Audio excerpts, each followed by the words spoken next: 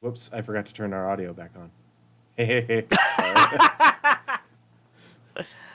Well, I had it Uh, muted because I can't uh, tell when we're in the other scene, like if I'm in studio mode, if our audio mm-hmm. will come through over the video when I'm in It studio won't. mode. So I mute it just to be safe, but I'm like, I don't think it will because it's only showing that scene, not the other one that's coming up behind it. Our 30-second episode, and like every good streamer, every good podcast, we start off with some good audio Technical bugs. difficulties. Well, and I have my tablet over here on my left, so that way I can monitor chat more easily once we get into the monthly reports. And you know, I forgot to turn the sound off, so all of a sudden my microphone in the recording is going to probably pick up us talking for a split second before I could have muted it. But yeah, this is Got it. episode 42 of the Pathfinders podcast. I am Tree0311, Tree0311, here with my partner in crime. Hello, everyone. I'm a very tired Naz. And we are the Pathfinders, and we are charting the way through all the nebulous information surrounding Star Citizen and its development. Well, Star Citizen and Squadron 42. Woo! Woo, 42 episodes. Yeah, yeah, it's a big deal. It's a big deal. It's a lot of episodes. I mean, we don't have 100 episodes like Space Tomato, but yeah, we've been at this for a little bit. That's for sure. And so yeah, this evening we are gonna be going through like we do every month. We do the Nazeris goes through and combines the Squadron 42 and Star Citizen monthly reports into a single cohesive document. And he does this because there's, what would you call it, crossover? There are things that are on both, Yeah. yeah. Just like on the progress tracker, there are deliverables that are shared between both projects. For the monthly reports, there is work that is done for both that is on both reports. And so not we, Nazareth goes through and removes the redundant paragraphs and combines into a single report that we read through in sequence. And then we also provide a little bit of commentary here and there as we're going through it. And that way you have all the objective as well as some subjective information regarding the development in March of 2023. So, before we get into that, I you can see that this episode I have the little bars down at the bottom of the screen that show. Oh, and I think I need to refresh that one real quick because I think Shempasta just gave some subs. But anyway, so yeah, I did the math on Stack Up and the donation page, as well as the charity drive thing that you can see at the top of the chat box. And this year, so far, I did the math because we just got a big donation to my donor drive. Someone donated $134. I think it's somebody foreign because that must come out to like exchange rate to something specific, but. Yeah, so they just donated $134, which is just absolutely flipping nuts, anonymously. And so whoever it is, thank you so much. Cannot thank you enough for your generous donation. I just realized in And our doc, yeah, we don't have an episode label for this. The reports just chucked in last week's. oh no, I It's moved it been 1 around. week. You might just need to resync it. Ooh, that Okay. reminds me, I need to Syncing, reopen it syncing because notebook. I had to restart. Okay, My no, okay, computer. you did good. You did good. Okay. I did it. I was just looking at the I did past. I it. was just looking into the well of time itself, and it stared back at me and said, "Go sleep." But yeah, so between if you look at the chat, that charity drive at the top of chat, that is since I started it back in October, and at the end of this year, I will stop it and restart it so that way it correlates with the start of the year, and we can keep track of our goals a little bit more easily. But I did the math and looked at the donations from when they came in because the goal this year is to raise $1,000. So that way we can sponsor a loot crate, I think is what it's called. Our community, we can sponsor a loot crate for a deserving veteran or military member, to get some gaming stuff and connect them with gaming communities. Cromtac07, good evening. How are you? North End Trooper, good to see you. 07. But I did the math, and we're at $825 as of right now for this year between donations on the charity drive via Twitch itself, as well as donations by people using the donation link that pops up in chat. It should be on a timer. I don't know why it hasn't done it already. Let's see if I can get it going.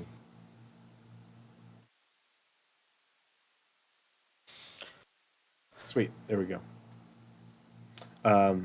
As well as just remind everyone, I take no money from Twitch or YouTube. I'm not monetizing YouTube yet, but we're getting pretty close. We're almost to 900 subs, and we need 1,000 to get monetized. But I do all the money from subscribers, as well as the ad revenue, what have you. Everything that I get in my Twitch payouts goes to stackup.org. And when I get a Twitch payout, I take that money, I match it with some of my own, up to $100, and then I make that donation. And so I just got a Twitch payout yesterday, and so I have to make that donation as well. So that'll add another $100. And so as of tomorrow, when I make the donation, we'll be at $925 on the year towards stackup.org out of our goal for 1,000. And we're not even at the end of April. We're only halfway through April. So I just want to say thank you to everyone who has been a part of the community and hung out with us and watched the shows. You doing that, generates, funding for stackup.org. If you subscribe because you hate commercials like I do, then that goes to stackup.org. And I want to say thank you for subscribing as well and being a part of the community. And then the direct donations have just been absolutely huge, and so we are on our way. And I don't know, maybe we can keep the growth up. Maybe we can make it to 2,500 by the end of the year. We'll push really hard. But I just want to say it's super cool, and I really appreciate all of you guys. Nazeris, you got any news or updates you want to share? Not actually particularly. I started a project I don't want to talk about yet because it's not anywhere. Very It's a fun sneaky. project. A lot of people have requested this feature, I would say. Also, just to say I've done something, I did open the file of the Argo Bulk.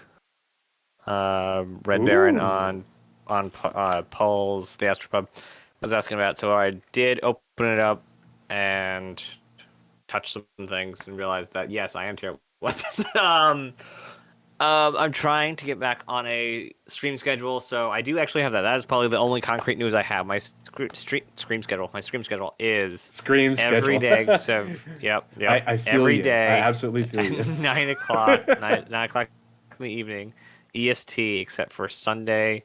Or no, except for Monday and Thursday, because Monday is Pathfinders normally, and when there's not a Pathfinders, I will actually be doing just a info stream. Cool. So, very nice. basically every day for 3 hours is the plan. Ah, that's the other command. There we go. Okay. All right. So the commands That's all I got. are ! charity and ! stack up. Well, that's good that you're going to be streaming more often too.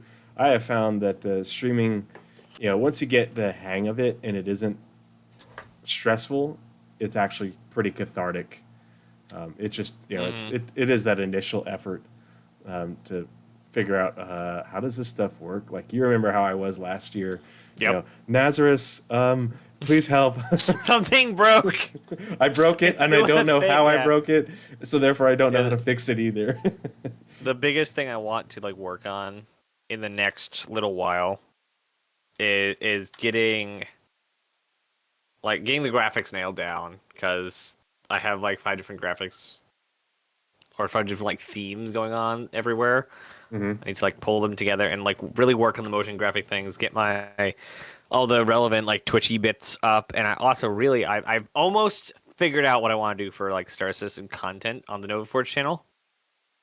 But the problem is, as the problem always is, when I try and like I have an idea, what I want to do as far as quality is up here, and what I can achieve is over down there in the corner. Like so I need to pick a topic, and I need to like spend like 2 or so months working on a video, and I'm going to hate it. But I want to hit a quality bar that whispers something around tomato or morph. Yeah. No, that's a good goal. Like that's always been my goal is like the space tomato and morphologists are sort of the No, that's his field the of bar. study. Yeah, they're the bar to hit when it comes to production value and quality. And like I don't have the requisite skills to be able to do the Photoshop stuff that Space Tomato and his wife are able to put together. But I think what I can't do in that, at least not yet, I can make up for with quality of writing and research, the pacing, and my video that I did for the next great capital ship, like I feel like my pacing was good, the audio quality was good, the transitions were smooth, and the pacing was good to go. And I could pizzazz it up, All, but that would all require the a easy lot of stuff effort. is really Yeah, solid. yeah, exactly. And that's one thing I think The we both have in Mhm. spades is the pre what's it called disposition to getting the data. Like Yeah. we're both, and that's the reason like I reached out to you. Like we are both like go find all the data and get all the things straight. I think that's one thing we both have. The problem is turning that raw data into a not just a deposition, but a entertaining piece of content. Hmm. Nerds, you bet we Yeah. are. Well, and like that was the other thing I was going to talk about is I finished the script for my boarding actions video, and so tomorrow morning after I need to get exercise tomorrow, so tomorrow morning I'll go to the gym or I'll run. Not quite sure which I'm going to do, but after that I'm going to see if I can record my voice, the voice audio tomorrow morning, and get that done. And hopefully, it's not going to be as clear as the other one was because I'm not at home. But I'll do it in I'll turn off the AC, and I got an extra comforter You said you're on from. a laptop, right? I have my laptop and I have my mic. The only problem is the the configuration I have for travel with my laptop and my mic. I can't use the Wavelength software that I normally use because it puts static into the audio feed and I can't get rid of it. It's something messed up with the software that has to do with the USB connections and I can't do it. So I have to just use the regular mic, which means I I have to make sure assume that I remove like as much background noise as possible so there isn't anything coming in. I can't put in a low end filter with Wavelength. I have to see if I can do it with the Reaper software that I use. I don't know if that's something that I can do. I'll you can look into it, but you can also like surround your mic and like really like surround your mic, like go in closets or like put bedding around your mic. yeah, What GPU does your laptop have? it's a 3050. Then you should be able to use NVIDIA's mic Uh, software. I'll give it a try. I just haven't played around with it at all, just because I haven't Because that's like needed that has to. like the magic audio destroyer that you can run a vacuum in the Oh, background and it won't pick it up. nice. Because that's the issue. Like you guys can, if I stop talking, you can probably hear the AC running right now, because it's Texas and the AC is running like crazy, even though it's only spring. But then there's the freeway that you can't really hear very much, thankfully. But I grabbed another comforter that I can hang up in front of the window Nice. to get rid of the background noise, and I can just turn off the AC for a while I'm recording, and so that should be okay. But then I also have I like to call it my set list, which is what all the things I want to use for B-roll images and clips. And so that's the other big part of the project that is, okay, I know what these things are. I have to go find them and then edit them in order to put them into Premiere. So I'm going to try and get the audio recorded tomorrow and then get started on the set list. But I've been so busy with this course the last few weeks that I've had homework and studying that I've had to do, and that part of the class is done. I don't have to do there's no more Nice. homework assignments or tests to study for. I just have clinical rotations for the next 3 weeks. So in my downtime, I'll work on editing the video, and I'm hoping to be able to get it done in the next week or two, depending on how much downtime I have to get the set list done and get that put into the video. So Yeah. we'll see if I can get the similar production value out of this next one. But yeah, Yeah. My biggest hurdle for right now, like for a lot of the stuff Star Citizen wise I want to do, is I need a filming buddy for the B-roll in Star Citizen. Almost all the shots I want to get are third person, like something moving away kind of shots, and you can't do that while you're in the ship. Yep. Piloting Yeah, the ship. I really I need wanted to somebody get to some pilot. of my own B-roll for the boarding actions video, and I just did not have the time before I left for this course. And so I'm like, you know what? Just find stuff on YouTube. Plus, a lot of the set list stuff is images from jump points and development things, and some of it's stuff from like ISC or other content creators. So it should be good. I'm looking forward to it. But yeah, let's get started with the monthly reports. I am going to, pardon me, transition us to the other screen. 3, 2, and 1. There we go. There. So I got it to work so Only that took it would us just look 24 at. minutes of news. Yep. It's not bad. But I got it to work so that way it's only showing the browser, the program that I want, and not the whole window. And so now I can actually, I'll have to flip back and forth between this and our OneNote when I'm reading my sections. But that way, when you're reading, I can scroll down and follow along. For the Squadron one, you mean? I have both up. So, let's see. I can flip and flop, and it switches back and forth as I'm doing it. Cool. Yeah. The problem is I have to redo it. There. I have to redo the window capture each time we do something different. So, but it works. Right. All right. As we do when we're reading Star Citizen articles straight from the page, we like to start off by reading the headers. So we have 2 different headers this time. And the reason we do this is to make sure that the intention of the article or whatever content we are reading comes across from CIG to you guys directly. So as far as the header for the monthly report on the Star Citizen side, I just did realize that it says PU, and they're the problem. I'll get into that in a second. PU monthly report, March 2023. Welcome to March's PU report. I will read on for everything completed and in progress across our global studios last month, including several new vehicles, gas cloud, updated missions, and various backend tasks for an upcoming Alpha 1 or 319 patch. And on the Squadron side, welcome to March's Squadron 42 development report. Enclosed, you will find details on the latest progress made across the campaign, including buddy AI, space mines, and augmented reality tech. Thank you for your continued support for Squadron 42. Sincerely, CIG Communications. So, to bounce back to the PU thing. PU means persistent universe. We also have the live servers in the PTU. A lot of people keep calling live PU. And so they're getting confused on which version they're playing because they keep saying PU, but PU is in both PTU and live. Why did they call it they should call it the SC monthly report.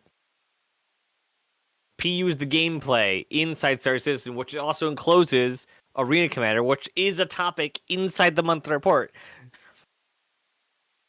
Why is somebody not looking over these? There should be a person in the office that's like, no, that doesn't make any sense. This should be that. There's checks for. I know they have these checks. I just don't know why they're not working.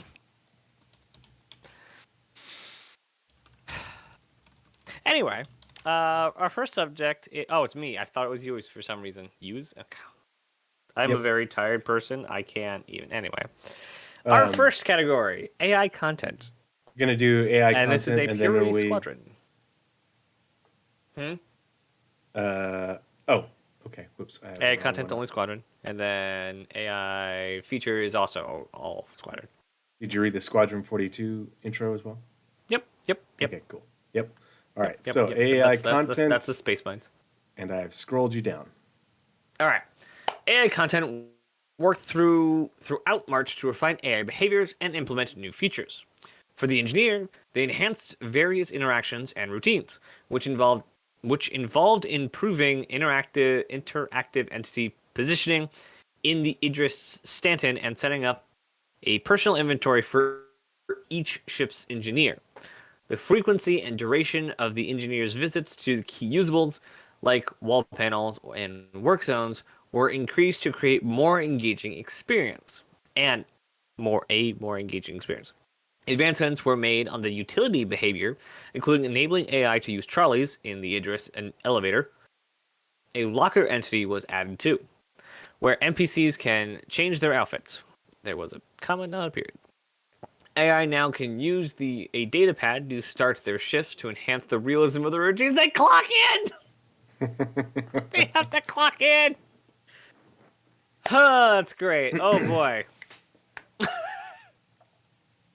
That's great, because I clock into work using my phone. That's great. They use a data pad. I love that. AI content implemented various leisure behaviors to the campaign's capital ship and supported an initiative to change console UI screens based on AI animations. I believe somebody talked about this somewhere soonish previously. I think it was Paul saying something about that because it was reading the monthly report. The team. So it's talking about how when they press a button, it changes the screen, kind of like how if we were to press a tab on our MFDs or whatever, it would change to that tab. Okay. Yeah, because in videos and things, we see NPCs using the screens and touching it and just still playing the weird video, it's static. the placeholder UI. Mm-hmm. Yeah, and so now they have at least a block out of fake UI basically that will move when the NPCs do something. It's probably not I imagine that's background UI, not the UI that we interact with, because it would be easy enough for them to use that UI to move when an NPC interacts with it. So, Either way, they have UI that is now NPC interactable. The team are currently working on clustering NPCs together for a more natural look at tables and seating areas. Security was also added to various game locations to add further depth. There we go. Improved usables and interactions were added to the hygiene and medical behaviors. For example, the sync usable now includes idle and usable actions for different use cases, whether a mirror is present or not. Additionally, AI can now enter and exit the sync usable and seated angled consoles with or without a data pad, making medical interactions more realistic. Finally, the janitor behavior, which was parked in 2021, was brought back. Woot, everyone hail the janitor.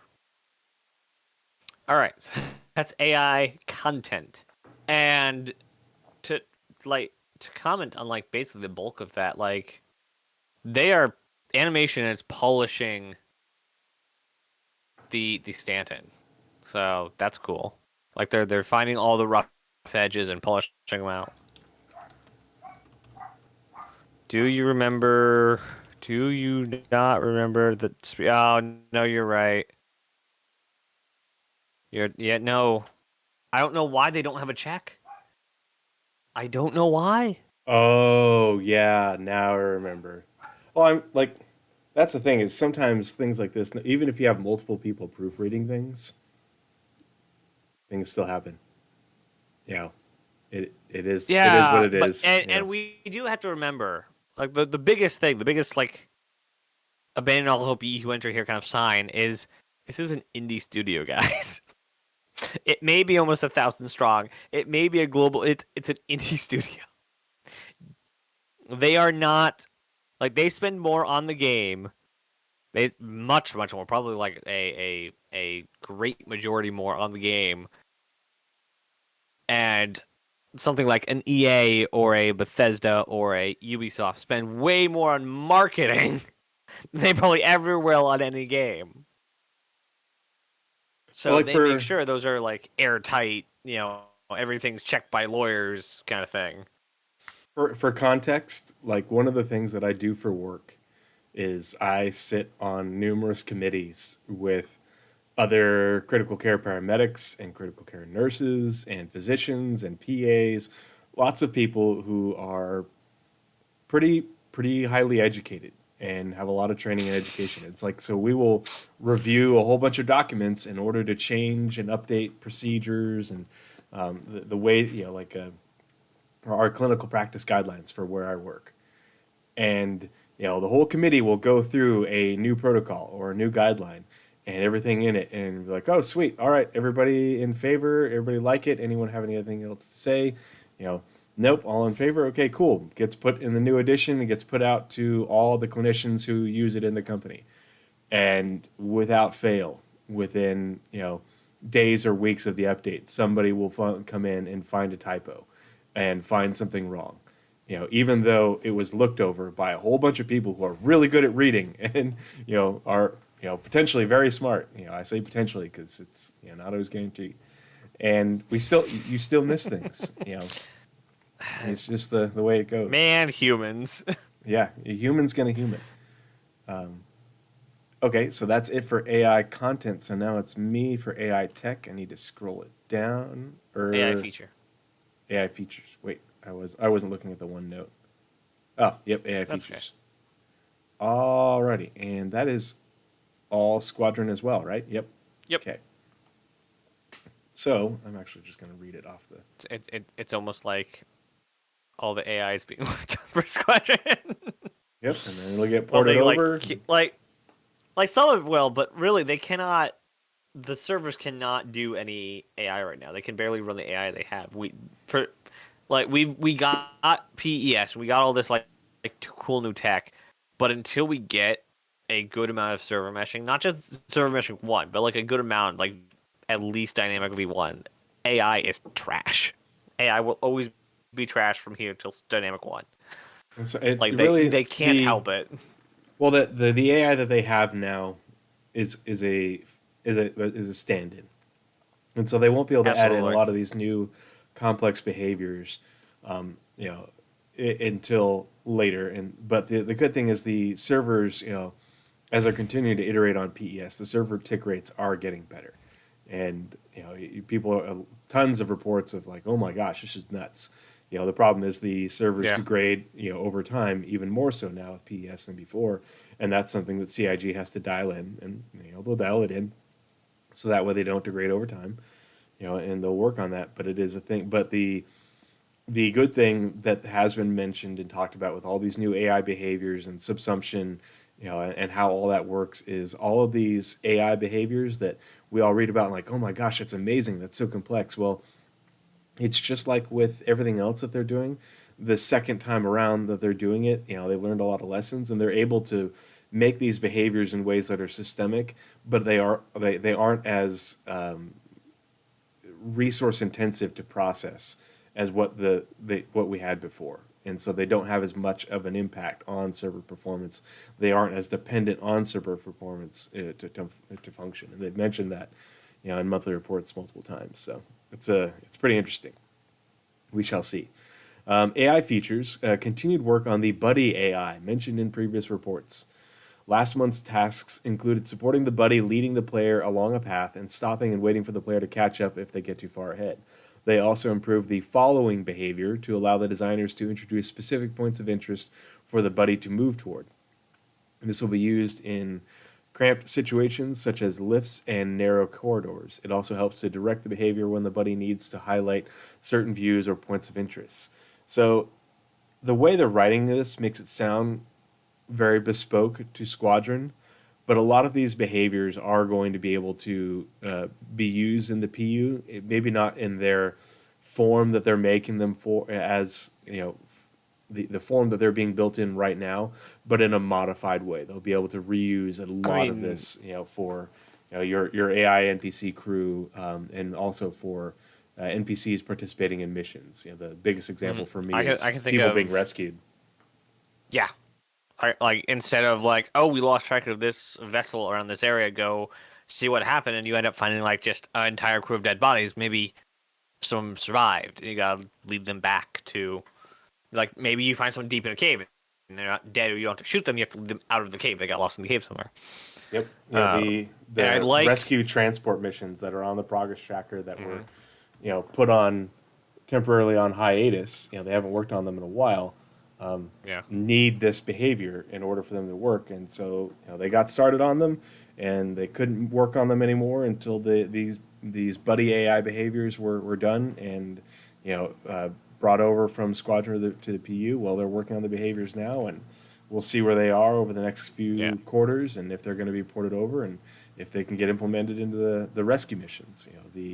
Yeah, I think there's like two really good points of data in that paragraph, which is one, it's buddy, not the weird, what I forget what the NPCs are called. Basically, the ones we have to like make sure that you don't get them attacked and they're super slow and stuff. That like the designers for this game and for every game know the designs that have come in the past. They know how terrible it is to have a NPC walk at a different pace than the player and have to step 2 steps and wait for the NPC. Step 2 steps.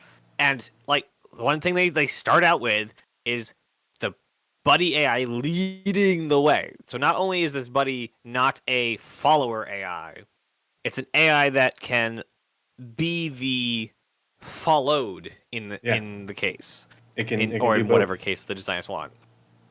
So, like the vertical slice, we saw Old Man leading the player down into the coil. That's the buddy AI. But we also saw at the end of the mission, where I forgot her name again, starts following you out. I may be imagining that because it cut. Would follow Agent you out Trejo. of the base. Agent Trejo would follow you out of the slaver's base. That would be the following version of the buddy AI. And that can be totally used in like everywhere in the persistent universe for missions. Yep. Yeah, and this is actually something that I talk about in the boarding actions video, because these are behaviors that are going to be a part of missions that you will take part of, and that will utilize boarding actions. Not that I'm particularly interested in, because I love the idea of rescue gameplay, and it's something that I'm very much looking forward to, and so there's a lot of ways to incorporate that with a whole lot of variety. AI features also worked on two aspects of grenade use, the first of which is getting the AI to throw them. Oh dear. Now AI in combat will perform a series of checks to determine if they should throw a grenade, based on the idea of flushing the target out from cover. The grenade path is determined and checked for collisions, and the correct animations are played to cook and then throw the grenade toward the target.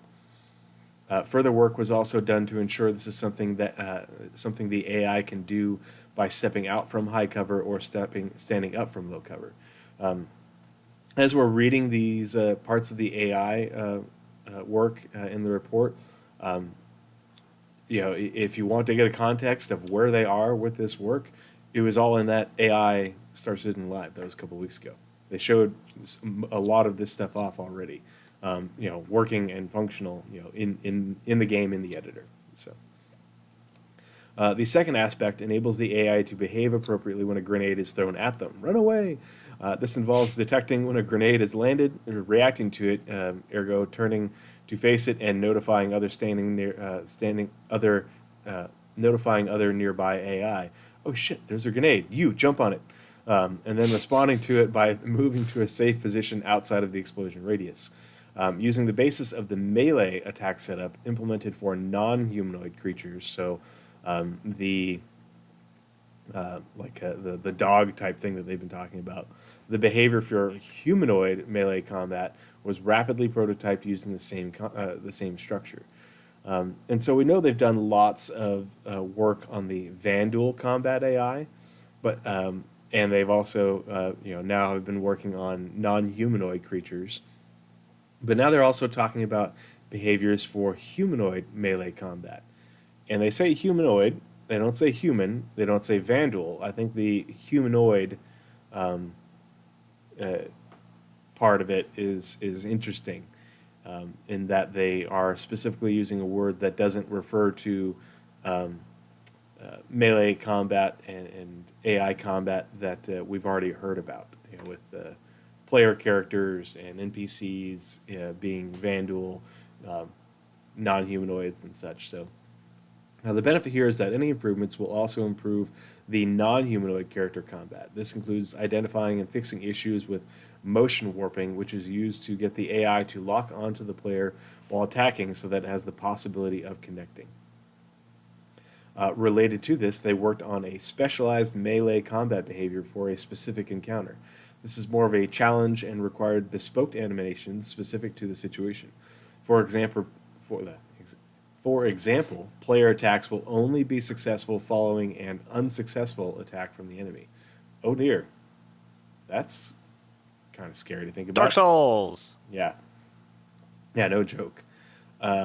AI features also revisited a scenario featuring the Vandal to integrate new tech to better play bespoke animations. Finally, the team completed the functionality groundwork for a key vehicle. And that is it for AI features. Now it's AI tech, and this is on the PU side, it looks like. Yeah. All right. I think this is on. Yeah, this is a both sides. Hey, right? both side. Yep. Yeah. AI tech. Throughout March, AI tech made significant improvements to various navigation systems and AI tool features. This includes implementing support for overriding agent type properties for navigation mesh generation, which enables the designers to generate meshes inside narrow areas to create more complex levels. For example, NPCs will be able to follow or search for players inside vents. Another related feature is navigation volume cost areas, or NVCA, which will impact navigation mesh generation and dynamic path compute during movement request. Okay. There are both static and dynamic NVCA types. Static NVCAs are shape volumes placed by the level designers when they want certain areas to be preferred or avoided during pathfinding. Dynamic NVCAs are shapes created at runtime based on player or NPC actions. For example, fire areas that can expand or shrink, or areas featuring obstacles placed by players. The AI tech also continued to iterate and polish some otherwise completed features, including NPCs pushing trolleys and NPCs using transit systems and elevators, or without trolleys. With or without trolleys. I can read. Support was also added for hover trolleys. We saw these in one of the ISCs with the Bounty Hunter. pushing bounty hunter boxes. Yep. And they also showed it during the partner development part in at CitizenCon last year. Mm-hmm. Yep. On the AI tool side, the team iterated and added new functionality to the Apollo's assumption tool. Some of the new functionality includes being able to reference engine component tags as part of the tag selector variable. They also moved the graph map to its own tab, added icons to the outline tab for easier viewing, and added a prompt for unsafe changes. So That before you must have got continue, somebody in trouble. Yes. they talked about the Apollo subsumption tool in that AI SEL as well, and I rewatched it like 3 or 4 times because I was really interested in it because A, it says tool, and B, it's subsumption, and so for subsumption AI and their behaviors. And long story short, the Apollo subsumption tool is the AI equivalent of Mighty Bridge for the AI people. This is what it takes what they were using to build AI behaviors and add them to the game, and puts it in the editor with all their tools, so that way they can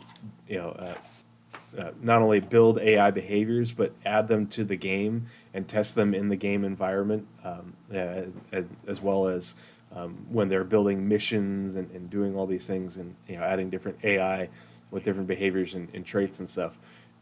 This is the procedural locations tool equivalent, but for AI, which is nuts because right now the AI that we have in game is very limited. They're either in cities, doing a whole lot of not much, or on stations, or they're the combat AI, which have some pretty decent behaviors, but are otherwise not impressive. Well, this Apollo subsumption tool is what's going to allow the AI teams to ramp up their production of the AI and placement of the AI into the verse, with the addition of server meshing and higher tick rates and such, just like the procedural locations tool is allowing the sandbox teams to rapidly expand the universe that we're going to be exploring. So that's why I'm pretty excited about it, because things are going to get pretty interesting pretty fast.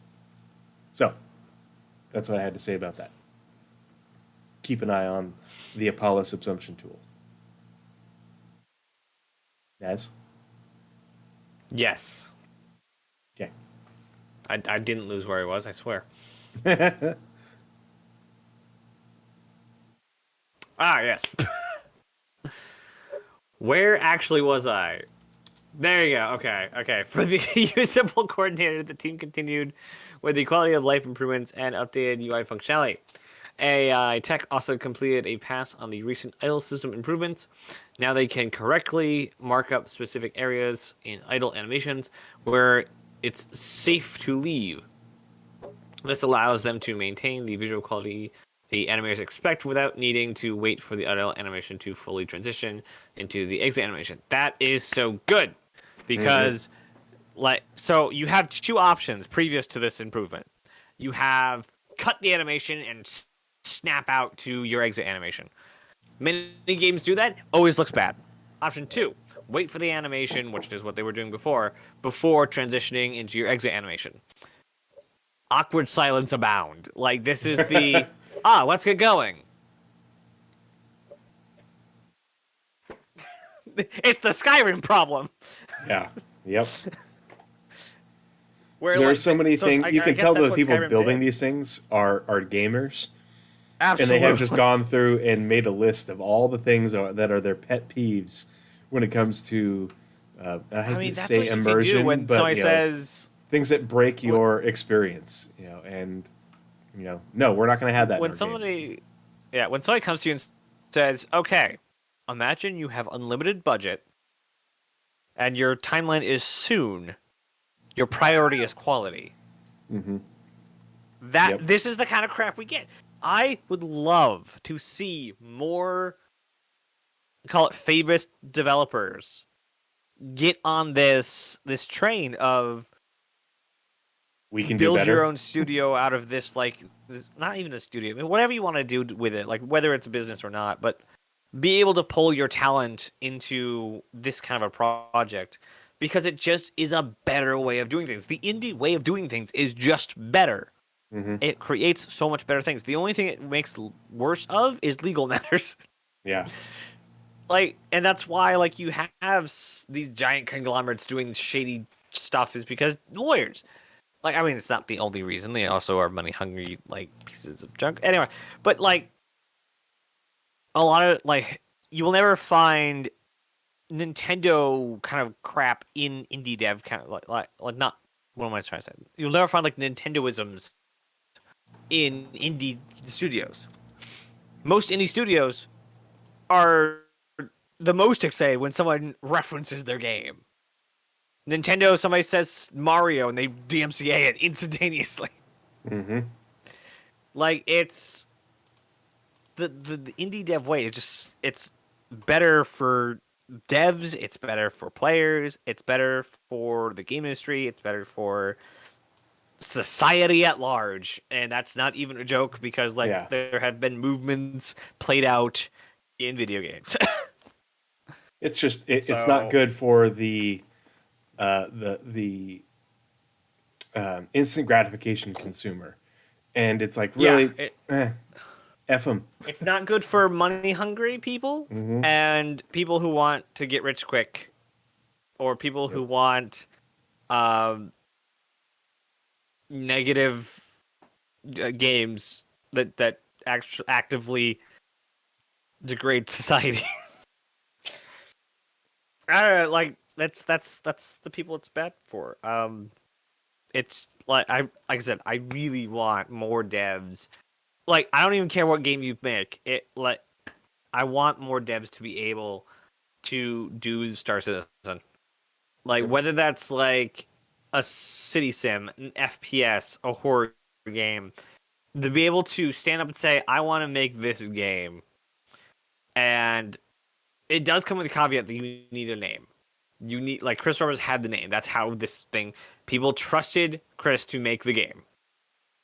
So building on that trust, because if any dev stood up and said, "I want to build a game," that's great, but you're not going to get the backing of a genre. Chris was able to. Konami Mm-hmm. would have been able to. He did a more traditional studio version, but that's he made it work. He made it work. But I think that the Star Citizen model can work for people who have much bigger dreams than the AAA game industry allows them. And I want to see more of those games. And I would pay for that. So yeah, I AI vehicle believe features. that. The vehicle feature team progressed with the combat AI rework. In previous months, they established a strong design for combat AI with new behavior trees for different types of combat. These were implemented in March. This is a very iterative process that involves a lot of playtesting. We've already done playtests of the most critical behaviors, and so far it's looking way better than before. Combat is closer, more engaging, and there is much more movement. We'll be continuing this in the next month AI vehicle features team. And so this is AI vehicle combat with the master modes. So your ships are slowed down. You know they're behaving. The AI are using those the that new system in order to fly around and fight. And it'll be really interesting to see what they show of this to us because again this is AI and this is flight combat AI, and so this is going to be in the PU. You know, it isn't just Squadron. You know, it might be a little bit before we see this in the PU because they're going to get it all nailed down for Squadron, and then 6 months later we'll see it in the PU. But so we'll keep an eye on this and see where it goes. But it'll be really interesting to see what these behaviors look like. You know, and especially the branching trees of behaviors based off what's going on. So I'm Did you excited say for it. trees? Yes, trees. Me. I am the AI. I am not a real person. Oh, The that's another level of Matrix crap right there. Yeah. This I thought was kind of weird. The team also supported gas clouds. AI ships are now able to detect that they've entered a gas cloud accidentally and prioritize getting out. However, certain alien ships will have the ability to freely enter gas clouds, which will be built into their behaviors. What? okay, it's a priority to get out. Like, are the gas clouds that thick that you can't see and can't navigate, or like, are they talking about gas clouds that could like harm your ship? But then they talk about certain alien ships having the ability to freely enter gas clouds. Like, okay, they're prioritizing you getting out. Like, what happens if you don't get out? What's going on in this gas cloud that you want to be out in a hurry versus these alien ships that aren't worried about it, and their behavior is reflected. So this is kind of interesting and different, and that's why I wanted to highlight it, because it's not something that they've really talked about all that much. Like, we know that there's going to be space weather, the lightning and everything, but there are other things that are native to the gas clouds and the nebulas that will affect your ship negatively, that will prioritize, make you generally prioritize getting out of them. Things that come to mind would be like interfering with your shields. That maybe it's corrosive to your hull. We don't know. Yeah, Stop and Stiffer. I didn't even see you say that, and we were on the same sheet of music. He says they say maybe the gas clouds will be corrosive. Blizzrad. There are 0311 AI personalities. What a coincidence. Yes, that's exactly accurate. But yeah, that is it for AI vehicle features. Next is art characters. Is that PU only, or Art characters is PU only. Here. All right. It's a very small one too. Over art characters. Okay. You get to talk about one of your favorite ships next. Yes. All right. Last month, character art polished outfits for the Duster faction, along with subscriber items for the year ahead. Dang. Production also began on the Frontier helmets. Concept-wise, the art team explored the Headhunter and Rough and Ready gangs.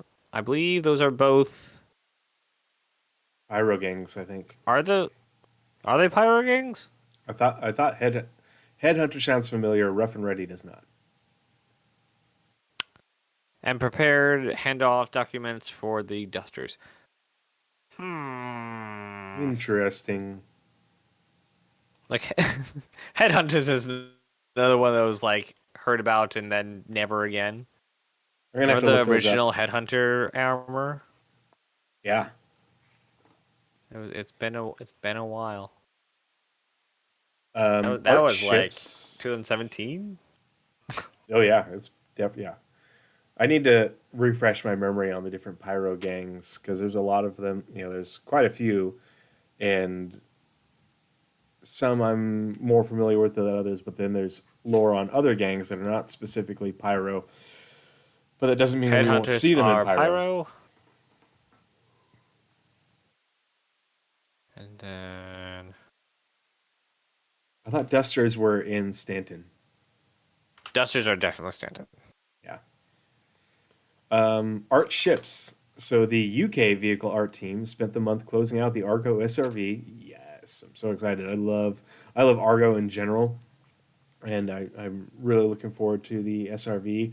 A, because it's Argo, and B, because tractor beams. If you aren't familiar, I did a big old Spectrum Pulse segment on tractor beams, early on in the podcast, and have updated it since, and we're getting more information about tractor beams, so I'm all about it. I am a big proponent of Beam Citizen, as Paul has coined it, except for with medical gameplay. So that's such a double standard. But the big difference with medical gameplay is when medical gameplay was introduced, they didn't want to deal with all the animations involved, and medical gameplay is very much is at tier 0, and they literally were just getting it into the game in order to start incorporating it into Squadron, because medical in Squadron is going to be obviously a bit more limited from the player point of view. You're not playing as a medic healing a bunch of people. They kind of got a nice start when the med pen being a physical tool. Yeah. The med pen being a physical tool and you having an animation to jab somebody with it makes sense. Totally makes sense. I think they should definitely take the res ability away from the med gun to force people to use the medical pen to res, like to undown somebody. You can use the medical gun to like heal, to like patch things, but to pick them up off the floor, they should get the stab. My opinion here. Sorry, just replying in chat. How dare you? I have strong opinions about medical gameplay, and I have strong opinions about medical gameplay partly because medicine is my thing, like it's literally my professional life, but also because I've read everything about the lore for medicine and healthcare in Star Citizen, as well as everything that CIG has put out development wise about medical gameplay, and it is very clear to me that the majority of people who have opinions about medical gameplay have not read those things, because there's a lot of opinions out there that are not based in what CIG has said. The other thing is, if you had my experience when it comes to medicine and healthcare, especially from a military standpoint, you would see the way that CIG is designing healthcare and medical gameplay in Star Citizen and be like, oh my gosh, they are literally ripping off the U.S. Department of Defense NATO healthcare system. It is, it's almost disappointing how there's a lack of creativity in the implementation, just because the overall structure is not very original. But at the same time, it makes sense given that we evolved out of humanity from now. And so a lot of the things would remain and continue, and they've just sci-fied up a few bits and pieces here and there, and made it way more dystopian. Yeah, and they've added some interesting dystopian features, especially like with regeneration and such. But overall, the themes associated with the different levels of medical have not changed, and I'm going to do a video on it. I've already actually started working on the script. I did a big old segment on it last year for the podcast, so you can find that on my YouTube. But yeah, we'll talk more about it on the channel later. But medical gameplay is going to change. What we have now is Tier 0. It's not going to stay that way. There's going to be a lot of big changes. They just didn't flesh it out more because they didn't need to. And it came in two and a half years ago. There's a lot more. Beams are easy to do right now, and beams absolutely make sense for tractor beams, for mining, for that sort of stuff. I do understand that they aren't a sci-fi trope for medicine. Right. Nowhere in sci-fi are healing beams a thing outside of chintzy video games. I get that beams are easy right now. My only fear, and it is a fear, that they don't come back around to remove it. Well, beams for scanning, mining laser is a thing. Because you want to be able to see what you're scanning. And so you put somebody on the beams bed as much as waves. I don't want it's a wave beam, but I don't want a laser pointer on a thing. Yeah. I'd much rather what are they called, the Grand Panchang Raiders kind of thing. I want it to be more of a device that like the tricorder. It's not a beam. You don't point it at something and scan it. You're kind of scanning the general round you. If you want to get specific, you take a sample of beam what is that thing is. A visual representation so that you can see it. That's all you really need. The idea that the beam is a tractor beam that is tractoring medication into you, that somehow goes through your armor and your spacesuit and your skin, is absolutely ridiculous and is not based in reality or in the lore for Star Citizen or the gameplay design. It's not going to be a thing. You're going to be disappointed if you think that you're going to be beaming people medicine from 20, 30 feet away in the future. Yeah, this is not Plant Side. Yeah, but it isn't World of Warcraft where you're a paladin and you have your healing beam. You press 3 to enact this spell. It's just that isn't what Star Citizen's going to be. So I hate to disappoint you, and you can argue with me in the comments. I'm just going to tell you you're wrong, and I've got all the citations to prove it. So, just the way it's going to go, folks. Medical gameplay is intended to be very in depth and have a whole lot of substance to it. It has been that way since the beginning. Tony Z said it himself. So get used to it. Yeah. So, yeah, so the UK vehicle art team, sorry, tangent, but, we got onto that. We're both doing Spent the those, month it's closing fine. out the Argo SRV alongside 2 unannounced vehicles. Each progress through the final art pass stage, which includes levels of detail, damage, and optimization. So your damage states, all that sort of stuff. So these unannounced vehicles are, I would, they're for Invictus launch week. So the fact that we've got the SRV is not going to come out with Invictus launch week. I'm sorry. I think we'll see it on the show floor, maybe. The only thing is it's not combat, so it probably won't.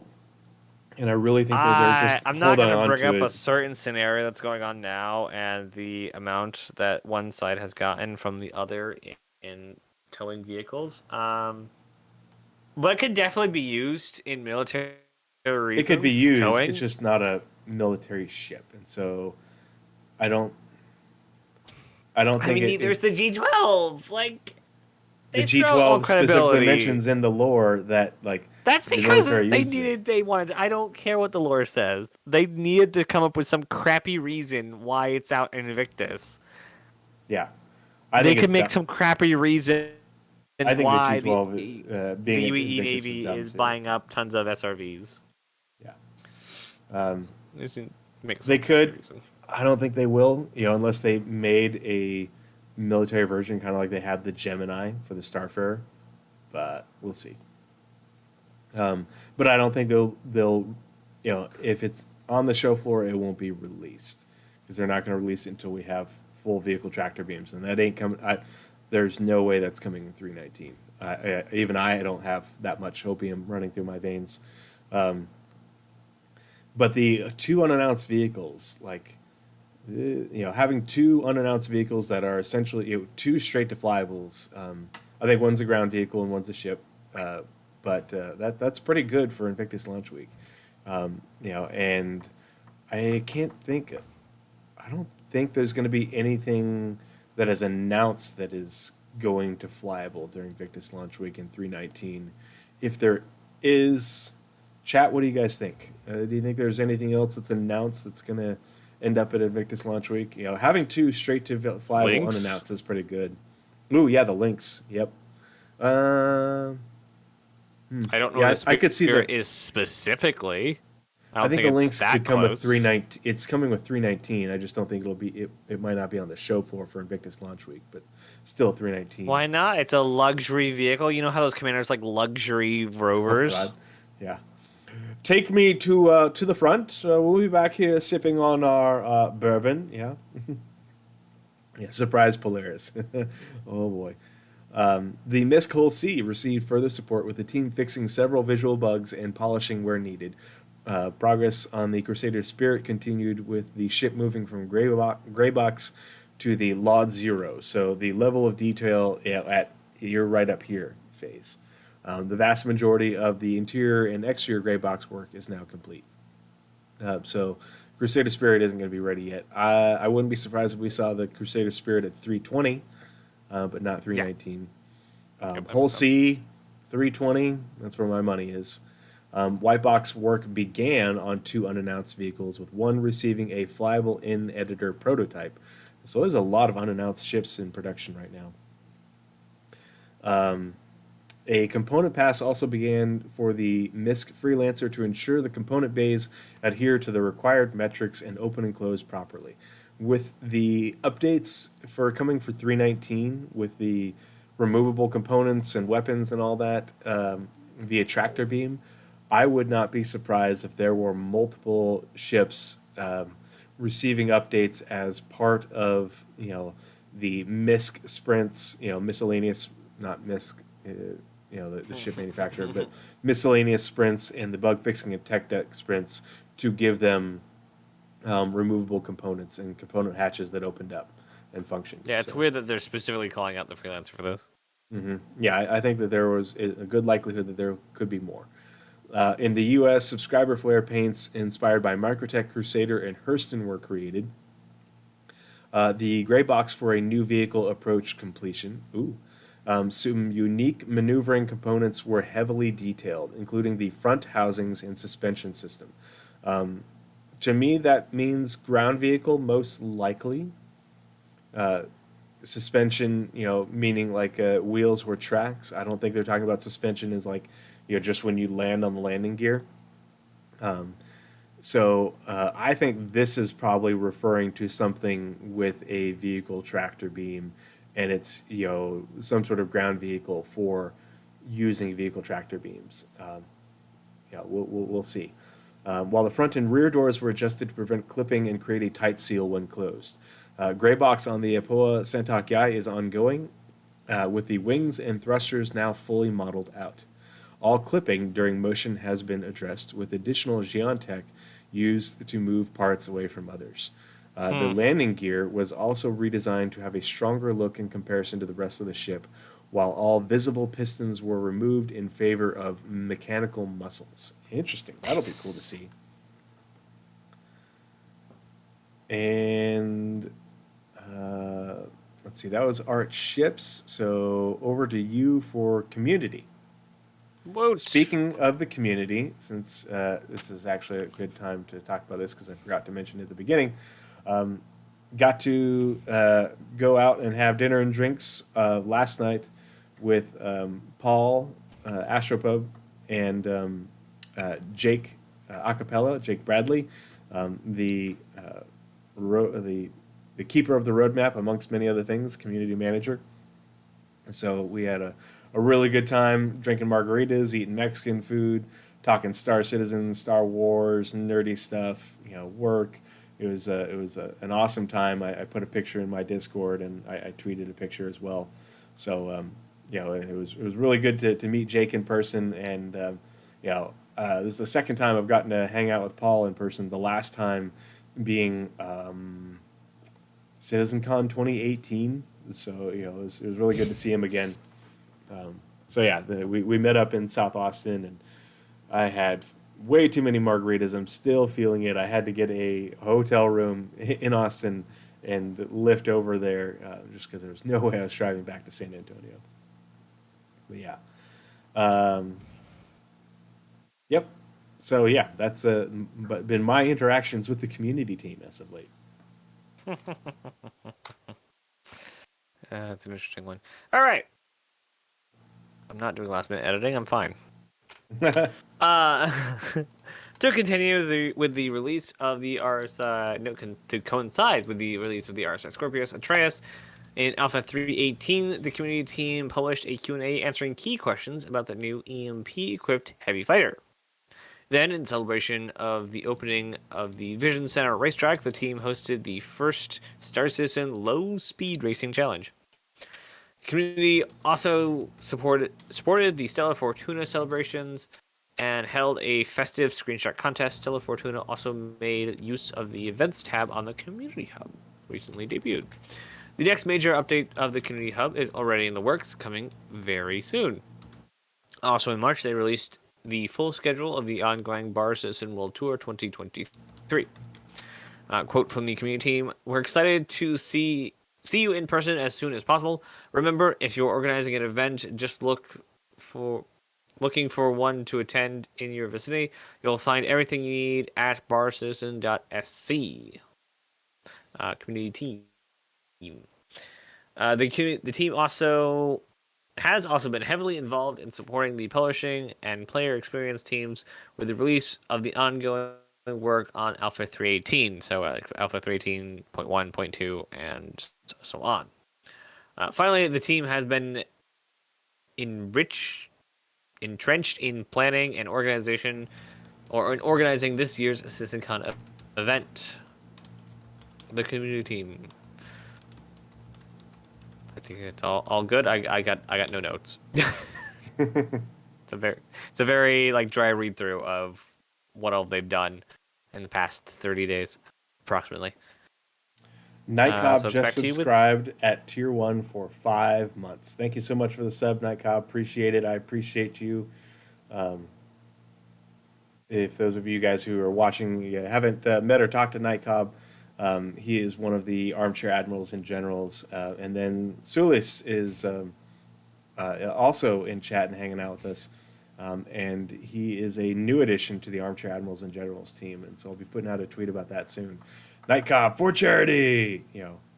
The snarkiest of the AANG crew. Yes, 100%.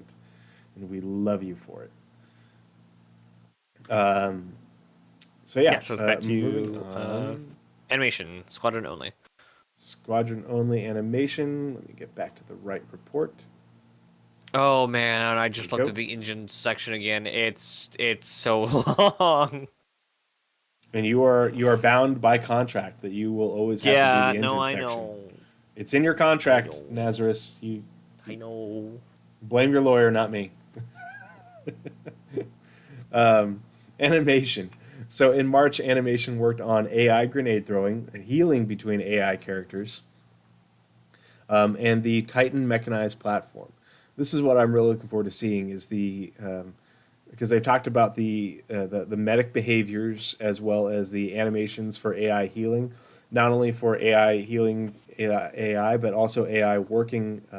They've talked about behaviors and animations for AI in the med bays of the Idris and other capital ships. So I'm really looking forward to seeing how those work out and what they end up adding to all that, as well as how much of it gets ported over into the PU. Healing between AI characters and the Titan mechanized platform. Dun dun Meh. dun. I don't Meh. want one for combat. I want one for lifting things. I want the one that has been Sure. decommissioned, and I want to use it for carrying things around and moving things, particularly my massive crates of medical supplies in my galaxy. Or even better yet, like have one that can carry like multiple stretchers or something. I don't know. They also progress with various background character life animations and Ooh. activities. What? I just thought how helpful they'd be for building bases. Ah, yes, also very true. Yep. Crap! No, I need See, now you got to one. have one. Yep. Yeah, you're gonna need it. Building construction is very heavy and laborious work, and you don't want to do it by yourself. And tractor beams can be imprecise, including NPCs moving crates and boxes and entering swivel chairs. Work was also done on NPCs attacking the player with knives and melee attacks and takedowns. Sounds like they're talking about a very raucous brawl in the galley on the UE Stanton. They're attacking you with butter knives because of something you In an said. office, there's swivel chairs. Yeah. The medic. Here we go. The medical behavior and players' prone movement were further developed too. Yes, show me the medical behavior. The ongoing fauna work continued. Animation delivered blockouts for an alien creature and will shortly move on to tasks for a dog. Yes, give me a doggo. I want my pet doggo on the ship, following me around, crapping in the corner. That way I can make some NPC character pick it up and put it outside and go dispose of it. And they have to put on their vacuum suit and toss it out into space through the airlock. Mocap was also shot for various narrative scenes and gameplay elements. On the facial side, the team continued to work through a large amount of new content added to the game by narrative, with a focus on bringing more life to the game. Very interesting. How have we not seen any shots of the mocapped animals? Yeah, they've been they've been keeping that very close to their chest. That's for sure. Very. I don't like it. I want to see dogs in mocap suits. Yeah. Who's a good boy? Did such a good job during the motion capture section. More importantly, I'd like to see a cat in a mocap suit. A cat just absolutely losing its mind. Oh gosh, I saw the funniest cat video today, where what happened? I'm trying to remember what happened in the. Oh, so there was this room, and it had a bunch of like cat play structures and cat toys, and there was like 15 cats in view in the camera, and this cat tried to jump on top of a cardboard box, and the box collapsed as the cat jumped up onto it. And the caption for the video was, "It's a good thing they didn't overreact, because the cat collapsing the cardboard box made all the other cats like spontaneously lose their minds, and each time one of them reacted, and three more would react to their reaction, and Oh my it just God. kept on going and going." It was so funny. It's a catastrophe. It was a catastrophe. Man. I can't wait to see all the pets in game. Yep. Yeah. Give me the Xion squirrel thing. Yep. Some guy's gonna have the Kazi Grazer as a pet. Just him as Kazi Grazer and like a freelancer. That's his story. Mm-hmm. All right, all back right. to you for the engine side. And I realized it's only half as long as I thought it was, because I had left in the reference for the squadron. So this is in both. The entire engine is in both. Oh, almost always is the entire engine in both, because news alert: Star Citizen and Squadron built on the same engine. Look at that. In March, the physics team worked on the consistent handling of wheeled vehicles between different gravity fields. Additionally, further improvements were made to the OBB box pruning. We talked about that a couple ones ago. While lock sealing in the geometry interaction code was reworked. Data integrity regarding the mass assigned to physical geometry was tightened. There we go. I can do this. And a method was implemented to find the parts of an entity that a rope is attached to between sessions. That is a very specific case of needing to remember something. Where the rope is attached to between different game sessions. Interesting. This should save significant time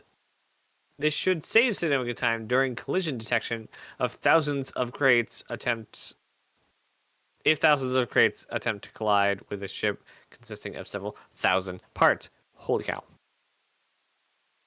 On the renderer side, more code was refactored for Gen 12. Transient constant buffer are now used in more code.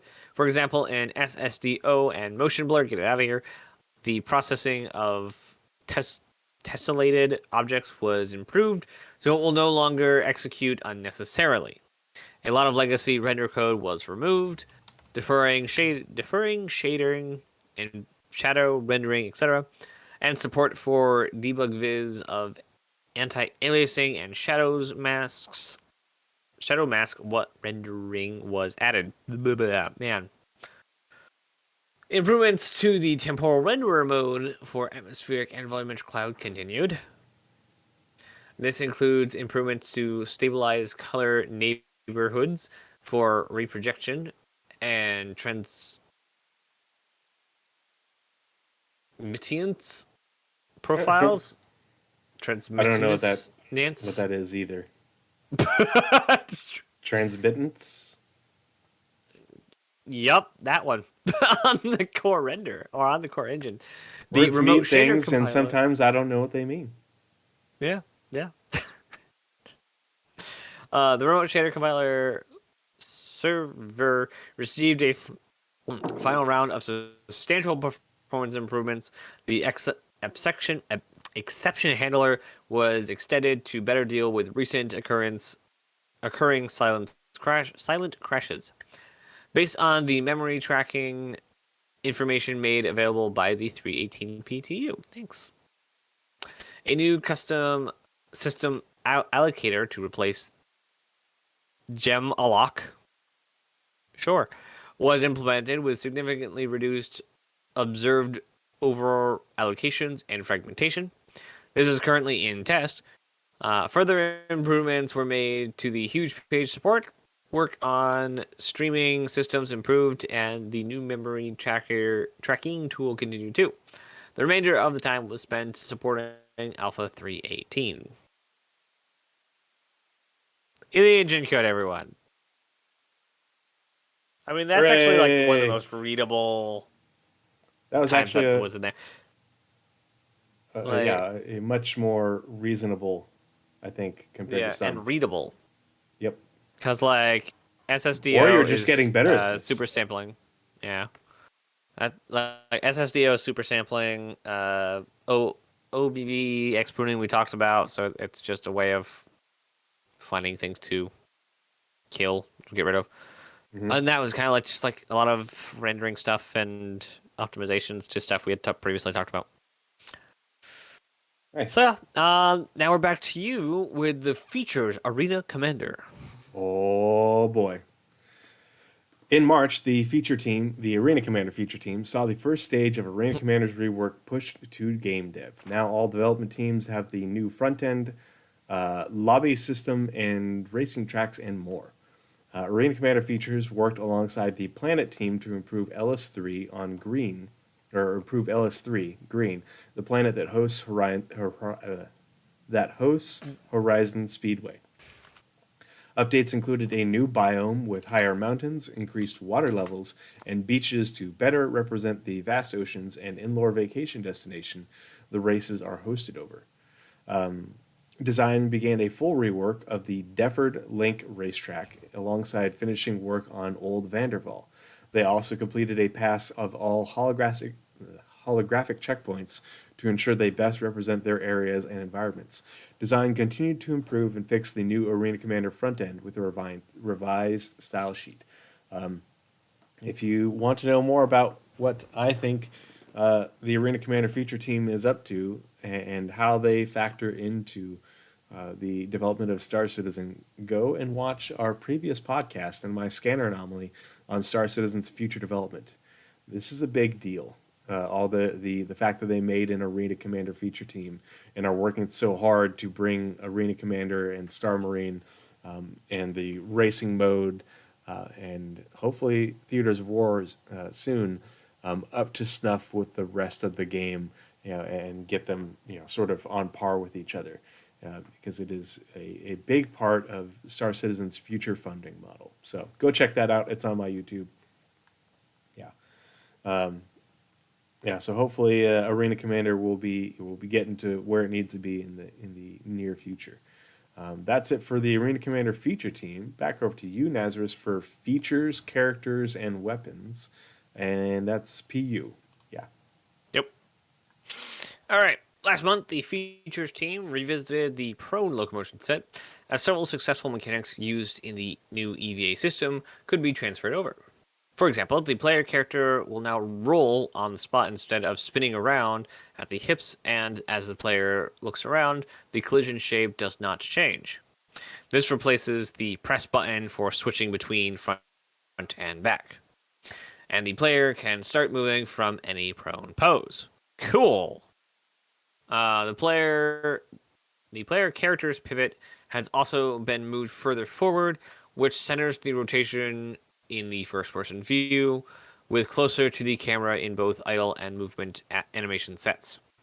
This makes rotation control far smoother, though requires a full update to all animations and transitions. Wow, that's a chore. As part of this, the collision shape has been changed from a single capsule to multiple smaller capsules. The main capsule is at the pivot, and the other tails out behind it, and are allowed some freedom to retract as a visual aid. Considered similar to a caterpillar. The end result is a much better first-person experience with fewer issues where the character gets stuck on terrain. Yeah, fewer issues where the character gets stuck on terrain. The extra feature team. Good. Yes, also good. Always good. The team also supported new behaviors around weapon heating. Heating. It says heating. Yep. There is now an option for an FPS weapon to overheat, which requires users intervention to restore functionality similar to reload action. However, before the weapon hits the overheat state, it can change its behaviors at various temperature thresholds. For example, the firing rate can increase. The fire rate can increase. The fire mode can change to beam type, or the number of projectiles fired in a single shot can increase. That sounds like a charging weapon that does more stuff as it ramps up, like a minigun would, Yeah. or like No, a beam weapon that like starts slow. I'm excited to see it because I mean it's a common thing in a lot of sci-fi space type games where Absolutely. you have to vent the heat from your energy weapon as it collects and not only do you have to I reload batteries but you have to vent Yeah, I really hope the heat this over time too. is soon put on the multi-tool. Because there's a lot of beam stuff going on in that, and like it would make sense if, hey, you're carrying a lot of crates, and the tool's having to work really hard, so it's going to heat up. And if you don't, give it Yeah. a chance to cool down a bit between each crate you're moving or each body you're throwing across a underground facility, like it will overheat and damage it when wear comes in, or at the very least need a extended period to cool down, like most games have. If you don't do the manual cooldown, it will force you to take longer to cool down. I do like Yeah. those mechanics. Yeah, So and it gives having you the amount of strain be dynamic based off of what you're doing with it, and at what range, and yeah, it should be really cool. So you get both a Star Citizen and a Squadron portion, which Yep. does have the star map being talked about. So features Oh gameplay boy. with Tree. Yes. What does QATR stand for again? QA test something. I was trying to remember what that was, and I couldn't remember. It's an automated test. In March, the Automated gameplay. test. Okay. In March, the gameplay features team supported the ongoing QATRs for the mining update and tractor beam. This led to improvements in the tractor beam UX, for example, adding a toggle for on-off rather than press and hold, and adding new augmented reality markers to show the validity of an item the player wants to attach. The team also improved the loot generation debug tools to make it easier to validate loot distribution. Hopefully that will mean that we're going to be getting relics again in game, because that was all jacked up. Ship refinery work also began. The design intentions were brought up to speed to allow the engineers to start work in the next sprint. So we should be seeing that added to the progress tracker. One thing that Jake said that he said that I could repeat was that the addition of the downstream or upstream for Q4, downstream Q2 will start with this Wednesday. It will, it'll be partial, with the rest of it should come out the following roadmap. So that the first half will be on this Wednesday. The second half will be the roadmap update at the beginning of May. So he said keep an eye out for that. So we're looking forward to it. And then on the Squadron 42 side for gameplay features, right? Or was it vehicle features? Yep. Yeah, gameplay features. Yep. Gameplay, yeah. In March, gameplay features implemented multiple user profiles, separated out metadata and global progress, such as achievements, and added the in-game option to reload from the last checkpoint. As part it of is the quality assurance test request. Not automation, okay. is a request to test something. It's a request. I don't know, it's by or for QA to test something. So if like lighting puts in something, they'll send a request to the QA teams. Hey, can you test this? QATR. Yeah, make sure it works as intended. Right. Cool. So I actually tweeted about this next bit. It says, as part of the ongoing cargo crane work, they began implementing a system to remotely control a vehicle without having to sit in its seat directly and directly pilot it. They actually talked about, I think this is the same work that they talked about in the Squadron 42 monthly report for February, where they talked about being able to remotely control a vehicle and talked about being able having Yeah. what did I say? Hold on. That did have a come to though. A come to location is what they were talking about. Here, I'll pull up my tweet. All right. Do you think that this is the Argo, not the Argo, the Drake mule crane? Or do you So think this is it's a static crane? I think it's most likely a static crane first, but they'll use that for later, because you'll be the vehicle is the crane, whereas where you are sitting and piloting it from is a remote location. So in February, they said finally the team further developed a feature that controls vehicles remotely. They can now constrain vehicles to a given area and ultimately lock them in a given place. So it sounds like they're using this for cargo crane work, but also this is something where they're building it, initially for cargo crane work, but the tech they can use, I would be willing to bet they can reuse this tech for using drones, because the way drones have Yeah. been talked about, they are piloted remotely from a station, just like the cargo crane would be. And And also, they don't have enough like range. yeah, yep, So you yeah, have the X distance from ship that you can move. Yep. Yeah, they can now constrain vehicles to a given area. So you have this far that you can fly before your signal runs out, and ultimately lock them in a given place. So if you fly past that, they just stop, or you can fly in and then dock them in your Vulcan or what have you, and they are locked in there. But it sounds like they're also using some or all of this work for the crane, cargo crane work as well. And if you spend enough time running around the PU, you'll see cargo cranes everywhere. They are in the cargo decks. They are in at the spaceports. I You know, can't wait till cargo decks get their gameplay refactor yeah. Well, they get their because gameplay added. They just never had anything added to I it. I think the main room, like I'm sure all the adjacent rooms are fine, but the main room I've always been very disappointed in because we got like the exterior shots. We always got these exterior shots. We got like little pieces of the interior, Hmm. like big hallways. There's even some really big hallways in the vault, in the subscriber vault, that like you can fly cargo ships in kind of hallways.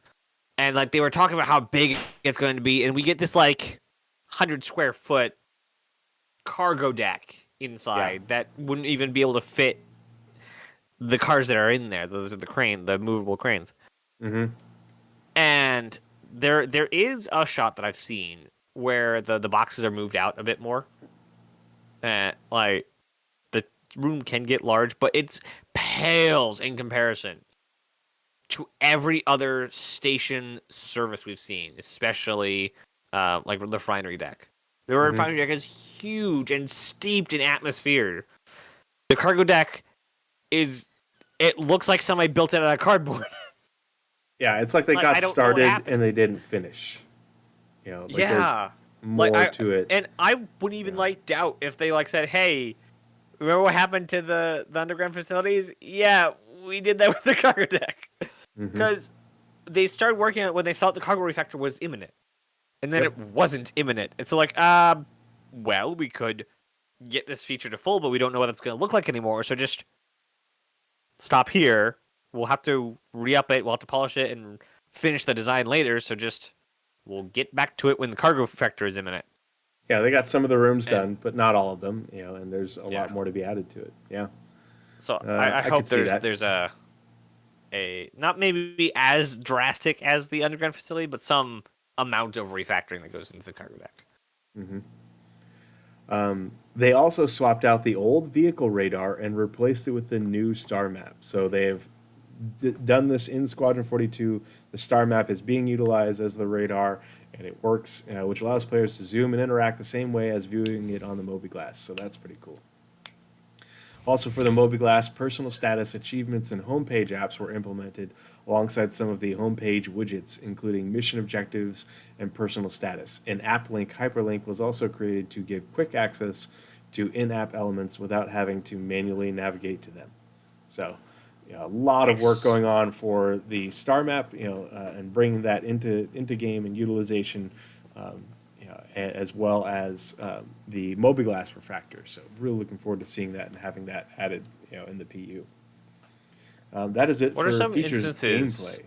Oh, What are some instances you can think that the app link hyperlink can be used? I'm trying to think of one, and my brain's not getting there. Like tutorializing, I can see is like one of the big ones. Like it's over here in this app, and you are able to click on it through whatever means, and it will bring you to an app. Let's say, and this is the star map hyperlink, like in your little tutorial I was text. thinking for things like related to in the mission, like you click on it and it takes you to the location on the star map. Um, Hmm. Yeah. don't know how the vehicle manager app is going to work in the new mobiGlass, but I could see things like that being a part of it as well. So, Galactopedia, obviously. oh So yeah, for if sure. you like on this in the star map or in the articles for different places, it could have a link to again the star map. Um, I still want a space Amazon, so maybe that can be a thing for linking. Hmm. I just feel like the hyperlink thing is like such a powerful thing. I just can't figure out like nice use cases for it. But please give us space Amazon, please, to be able to buy stuff from anywhere and Back anything. to you for features and missions, and that's PU. Yep.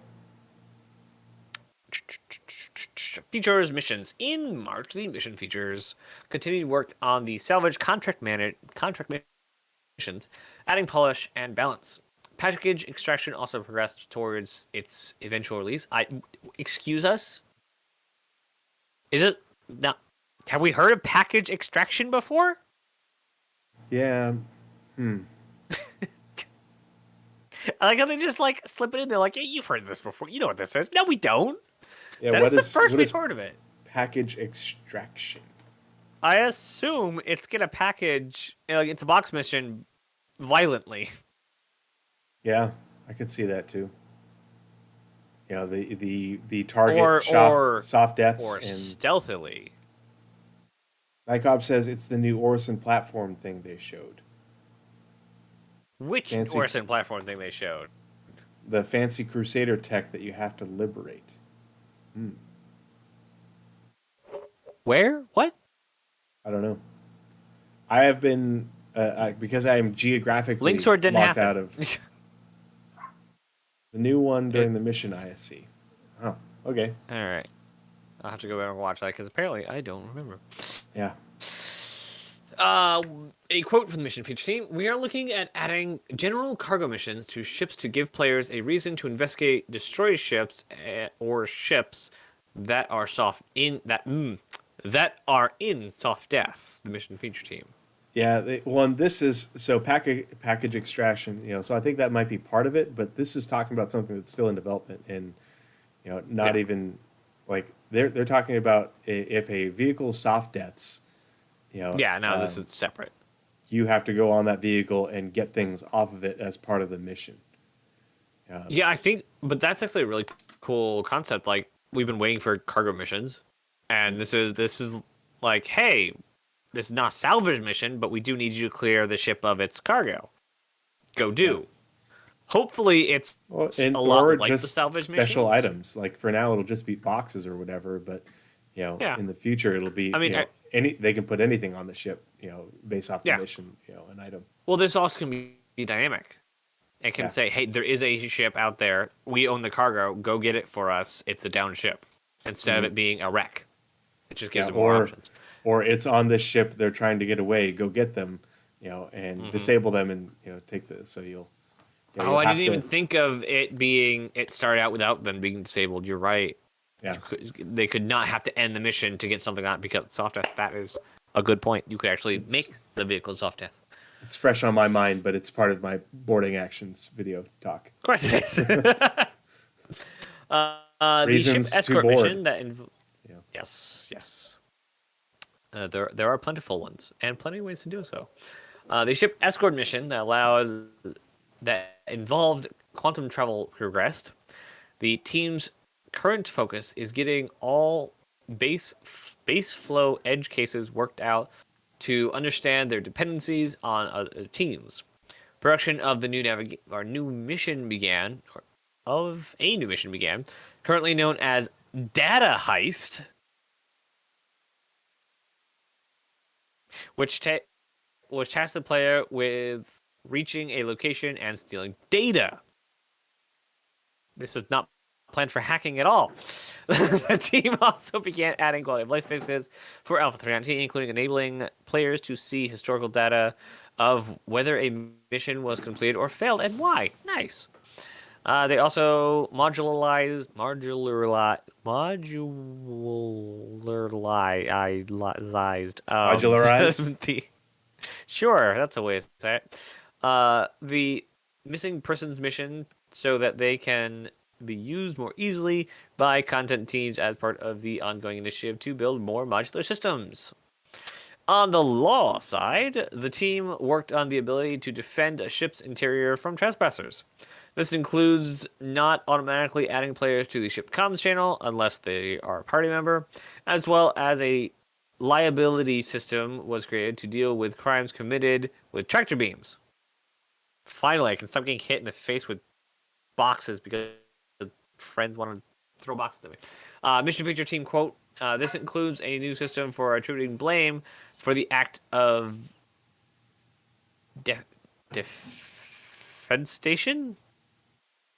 I'm sure that's a real word. Which is a fancy word for throwing someone out a window. Ah, yes. Yes. Fancy word for yeeting someone out a window with a tractor beam. But they have It's to be weird that that's unconscious what to do that. defenestration means. Because, like, for me... You think it would be the act of defense? Well, no, like, fenestration. Fenestrations are, for me, they are holes in the side of the tube that I put in someone's chest when their lung is collapsed. You know, in order to... And defenestration, to me, means, okay, taking the holes out, you know, but apparently it means putting someone through a hole, you know, or in this case, a window. Weird. Language, man.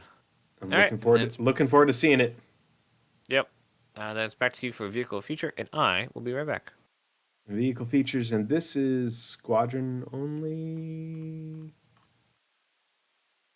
Yeah, Squadron only. Vehicle features. Whoa, computer. Chill out. Okay. Vehicle features Squadron. 1 second. All right. So this is actually a pretty big section. Vehicle features Squadron 42. The last month, the vehicle features team completed space mines, which appear in several areas throughout the campaign. This is deeply integrated with bombs and the missile operator mode in ships, so the feature has not been very complex to complete. We'll be working with the level designers to integrate it with the various scenarios in the game soon. So the question is, okay, they completed space mines, but we don't know to what extent they completed space mines. You know, did they complete space mines and that the mines are in the game and they do what they're supposed to? Or did they also do that on top of completing the work for us to lay space mines and such? You know, that's the big question regarding about, you know, what level of completion that work is. But, you know, it's still work towards space mines. You know, it's towards an eventual, you know, addition of those into the PU, you know, after implementing them in Squadron. But we don't know, you know, where that work started and stopped, you know, in regards to, you know, us actually seeing them in the game. You know, plus we also know that there will be other ships that drop mines and utilize mines in the game, not just the Nautilus. So, yeah, we'll have to keep an eye on that. The new quantum travel feature, which was enabled game-wide in Squadron 42 last month, received feedback from the directors and testers. This was addressed alongside bug fixing to create the overall desired experience. Vehicle features also work closely with VFX to integrate new visual effects for quantum. So this is really awesome because quantum travel in the PU right now is just all sorts of, you know, jank and needs a lot of work and does not perform very well. And so hopefully this is one of those things where it's okay. Now we can, you know, it's done in Squadron, in the near future, and they can port it over, and it will work. With a little bit of finagling and getting good to go on the PU side. In February, the team began working with a new visor UI rendering method. Last month, they began implementing it. So this is post Gen 12 now that that's in. Last month, they began implementing it, completed with new augmented reality elements such as gun reticles and HUD elements like the velocity tape. This new UI is contextual, simplified, and integrates with the new multifunction display system. It's crazy that this is all integrated and systemic between the visor UI, your HUD UI, as well as the MFDs. So that's going to be really cool to see. This is almost ready to be enabled in game, which will lead to more feedback and testing from other devs. This is not implemented in Squadron 42 yet, still in development, but will be implemented in Squadron 42 soon.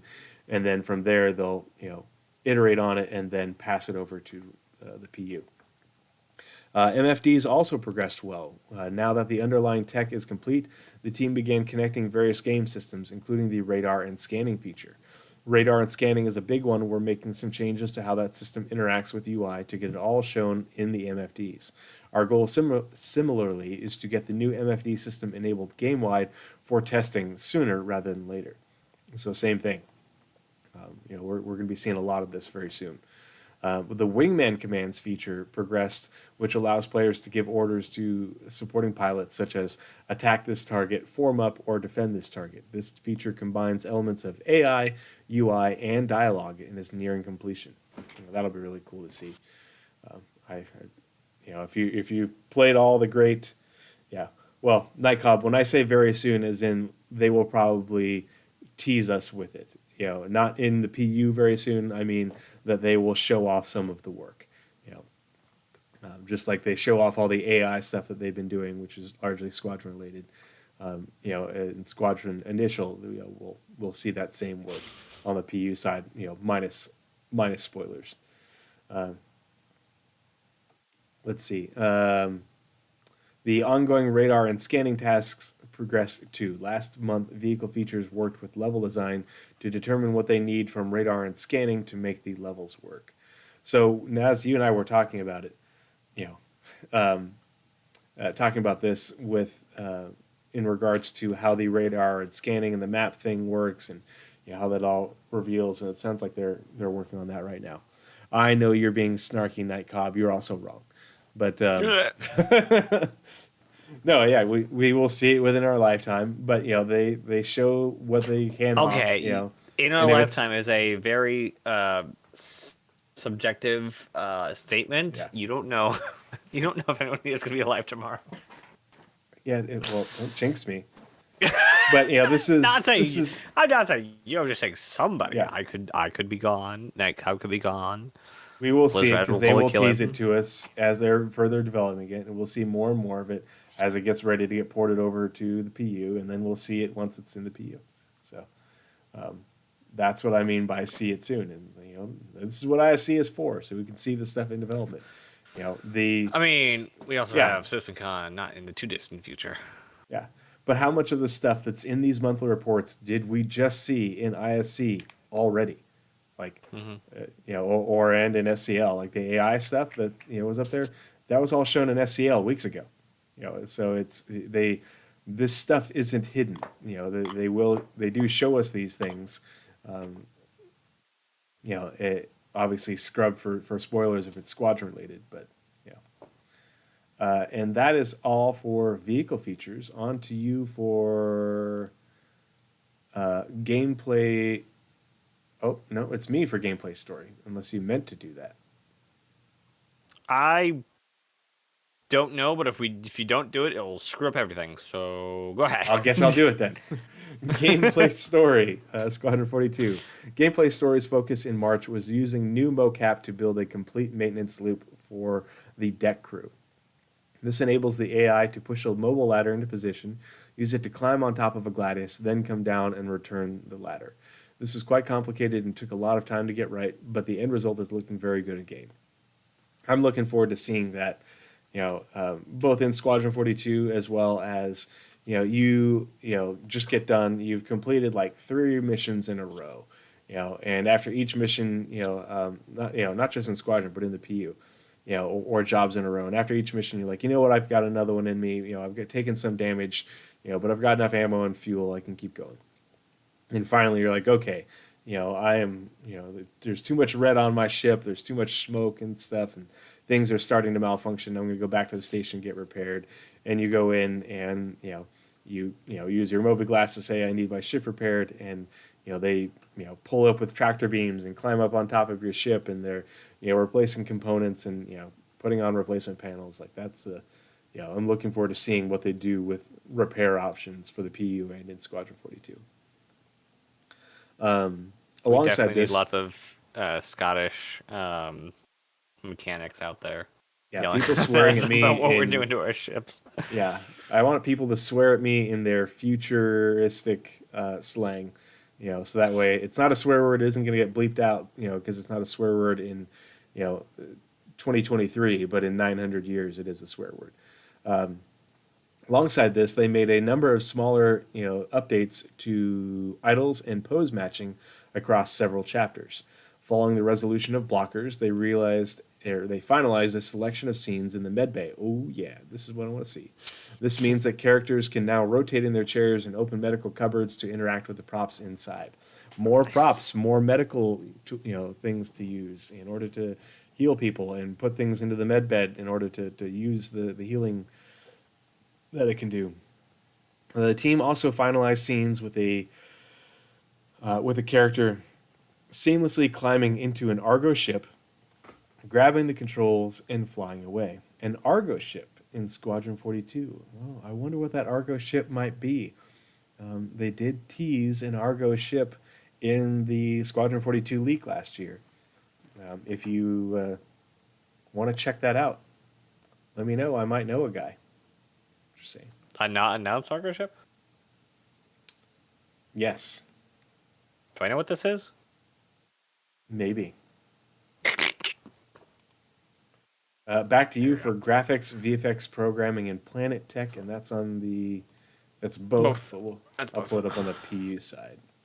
Yeah, that's gonna be what we do. Almost the rest of it. Got 3 more bits in Squadron, and that's all Star Citizen. All right.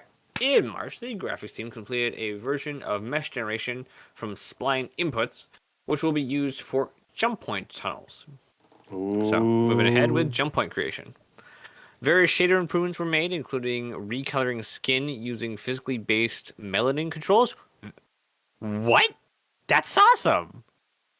And adding the initial support for customizable makeup and tattoos. Also really cool. Improvements were also made to water reflection and refraction and fogging. All really cool things. That's actually a really cool paragraph. I want to see the physically based melanin controls. I want to see those. That sounds awesome. And it might let us have our skin colors be like sliders, not pick your skin texture. That would be great. I really want to see that, and I want to see the subsurface scattering on that. I like digital humans. I think it's really cool. Anyway. Work began to unify the static and skin mesh formats, which should lead to large draw call reductions on complex meshes. They also started to integrate new logic into each individual streaming system for testing. In addition, the graphics team made various changes to the render-to-texture system, including new culling options that will be required for the interior map feature for Vulcan. Updates were made to the backend to help visual parity with DX11. Various debug modes were also added to Gen 12 to surpass the functionality of the legacy render. Nice. Meanwhile, the VFX programming team continued their work on the Quantum Travel and Fire. So they're still working on Fire. Cool. It's great. Quantum trail effects now rotate correctly based on movement direction. I didn't know that was a problem. Uh, Various visual improvements were made based on feedback. For the fire system, the framework for GPU particle spawning was added to allow for much greater particle count. Entities now exchange heat with the room they reside within too. Wow. Fire is going to be a really in-depth feature. In addition, the VFX team continued improving their editor, adding the ability to reference effects from each other. They also made improvements to lighting effects and gas clouds. Cool. The Planet Tech team progressed with water, iterating on the simulation quality and building a system to manage combined simulations for water surfaces. Work on asteroid system continued too, with the aim of achieving much more flexible setup for shaping and distribution. That's a lot of work. That's a lot of really cool work. I mean, it is the graphics teams, and graphics teams are the flashy teams. Um, We like what's the pretty other thing? pictures. Yeah, yeah. I really want to see a lot of this. Like, I want to see all of this. What was it? The map system. Where was that? Interior map system. It's rendered to texture, which means it is using models that are in the game on runtime. So not cached. Mm-hmm. And then it's back to you for in-game branding. Montreal. Cool. In-game Star Citizen branding. only.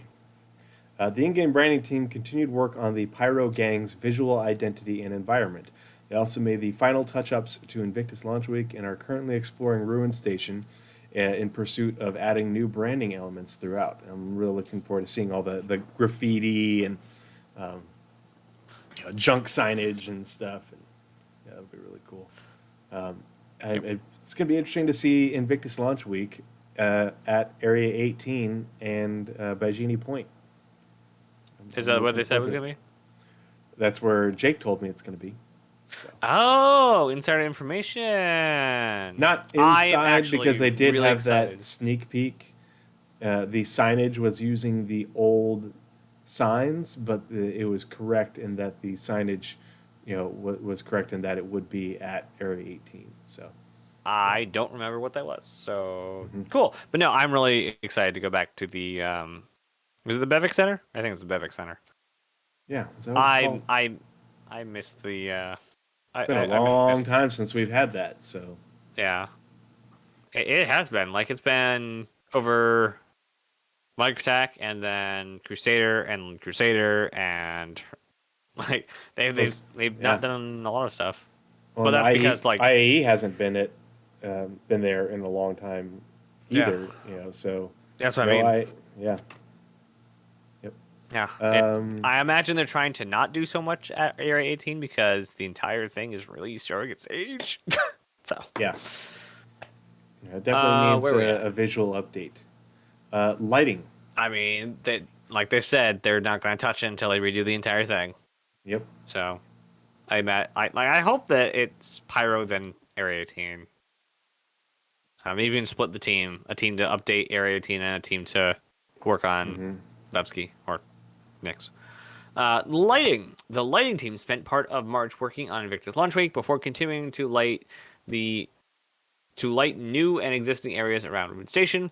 They also progressed with their work on the Colonial Outpost modules in development by the Sandbox 1 team. Back to you for live tools. Cool. Whoa. Hold on. Live Tools. In Montreal, the Live Tools team began designing a new module for the Network Operations Center. In the future, this shard management tool will support server meshing by displaying real-time information about the servers. That's it for Live Tools. Back to you for Locations EU. The EU location team. Yes. The EU location team progressed with Ruin Station, looking at new ways for the player to traverse and how new gameplay elements will fit into the areas already developed. They also progressed with the local law offices, developing layouts and working towards playable prototypes. Cargo elevators were worked on alongside the USPU team. Last month, the location prototyped elevators and how they will work in various scenarios. EU2 also worked alongside Mission Featured to add new platforms to Orison. These will be used for missions and to add additional points of interest to the city. The EU Sandbox team created a non-airlock outpost entryway, which will be used in Pyro's breathable atmospheres. Oh, that's cool, because we've seen the airlock one. We haven't seen... Like, all the outposts had airlocks when we saw them. There are non-airlock versions now. Even though it's very clear that, like, on... I think it was Pyro 3, there's a lot of exterior stuff, where it's like, oh, yeah, you're definitely going to be walking around, there's a fire burning that, and a place, they're like cooking food outside, so it's obvious that the air is breathable and you'll be outside without a necessary helmet. I imagine that was just one of those, like, I imagine that was one of those things that, like, oh, we're developing a space game, airlocks. What about no airlocks? What? The only thing I can think of is, like, if there are having the like solar flares and stuff, obviously those would be dissipated by an atmosphere. I'm assuming, and I'm assuming, that you just need to be sheltered, but you don't necessarily have to have your building sealed up to protect you from those, and that's why they're not going to have the airlock ones everywhere. So we'll see. I don't know. They're currently tidying up the underfloor areas for outpost modules for use in stealth gameplay. Work also continued on wrapping up the final pieces for Content Pack 3, which will enable the team to move into outpost distribution across Pyro. So basically, Content Pack 3 is, I guess, the last one they're doing before the release of Pyro. Yep, cool. It's the more overlays for the outposts. Design is almost finished with markups for Content Pack 2, which will be moving on onto the final pieces of Content Pack 3 as they're completed. I think also they near are closing... Homestead, Independent, and Outlaw are the different content packs. That would make sense, yeah. They are also near to closing out the Stanton and Pyro jump points. Okay, that's a big one. When they say locations, I wonder if it just means the physical jump point, but are they also talking about the infrastructure around them? Because there's like basically everything that's at the location. Things. Yeah. Yeah, I would imagine it's everything at the locations. So the gas cloud, the rings, if they have rings, and the environment around them. Like we saw in the demo, there was a lot of stuff built up around the Stanton side and a lot of derelict stations on the Pyro side. Yep. So those two are almost done. Sweet. And we know earlier in the thing they were working on the internals of jump points. Cool. I lost my place. With some final bits, feedback being applied. In March, the EU Sandbox 2 continued their work on the underground facilities, hype, which can be seen on the recent episode of Inside Star Citizen. Finally, the organics team progressed with Rocky Caves. Upcoming work involves reworking the touching up Pyro's plants and moons to bring them to the current standard. That was a sentence and a half. I thought Rocky Caves were the initial ones.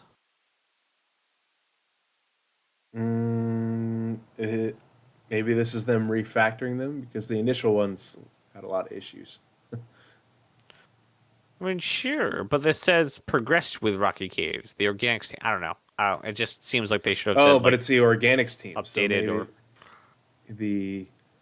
I don't know. Updating the shader for them. The organic shader. Putting plants in Rocky Caves. Maybe. I don't know. Back to you for narrative, both Star Citizen and Squadron 42. We'll start with the different parts. Star Citizen side.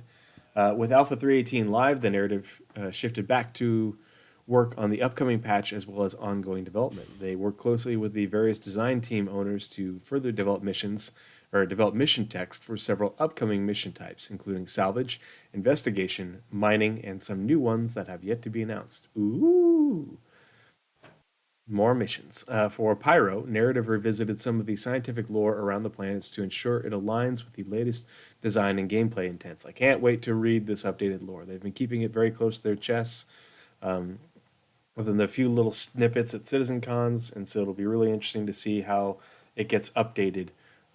When they finally release Pyro and add things to the Galactopedia.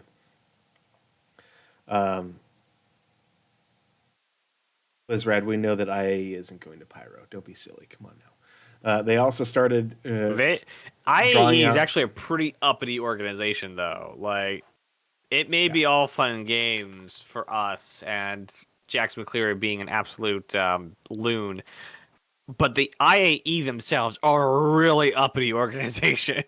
Yeah, it's it's a huge trade show, and yeah, it's oh man, if you having been involved with conventions for healthcare, oh my gosh, yeah, the entitlement attitude, good gosh, yeah. They also started drawing out territory. So this is the other part that's really interesting. They also started out drawing out territories for the various gangs in the system to see where they would operate and overlap, which could establish conflict zones. They also began looking at the outlaw lifestyle, specifically brainstorming a new approach for players drifting into criminality rather than having unlawful missions available alongside legal ones. Very cool. Nice. The zones, the conflict zones, and the areas where the pirates operate and overlap. What stations or ground locations they control, and areas of space, and what is in those areas of space, and what routes from jump points go through them, or routes to different locations go through those areas. It's going to be really interesting to see because it's going to change who you run into.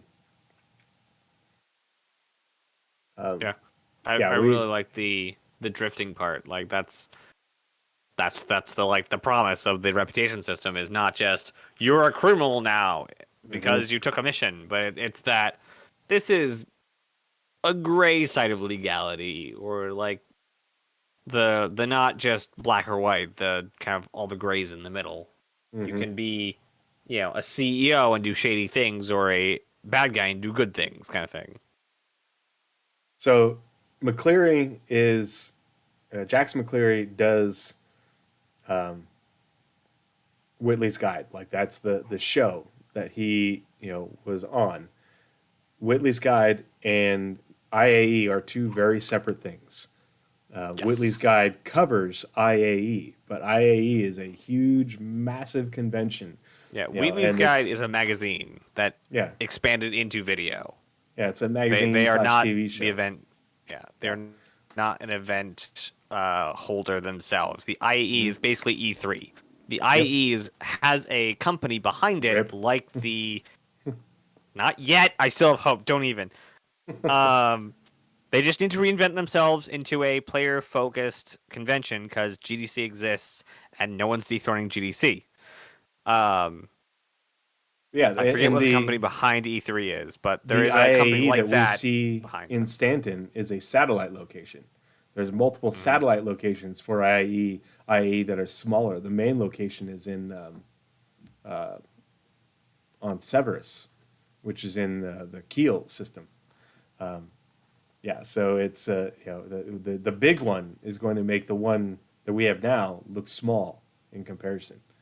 So when you actually get that.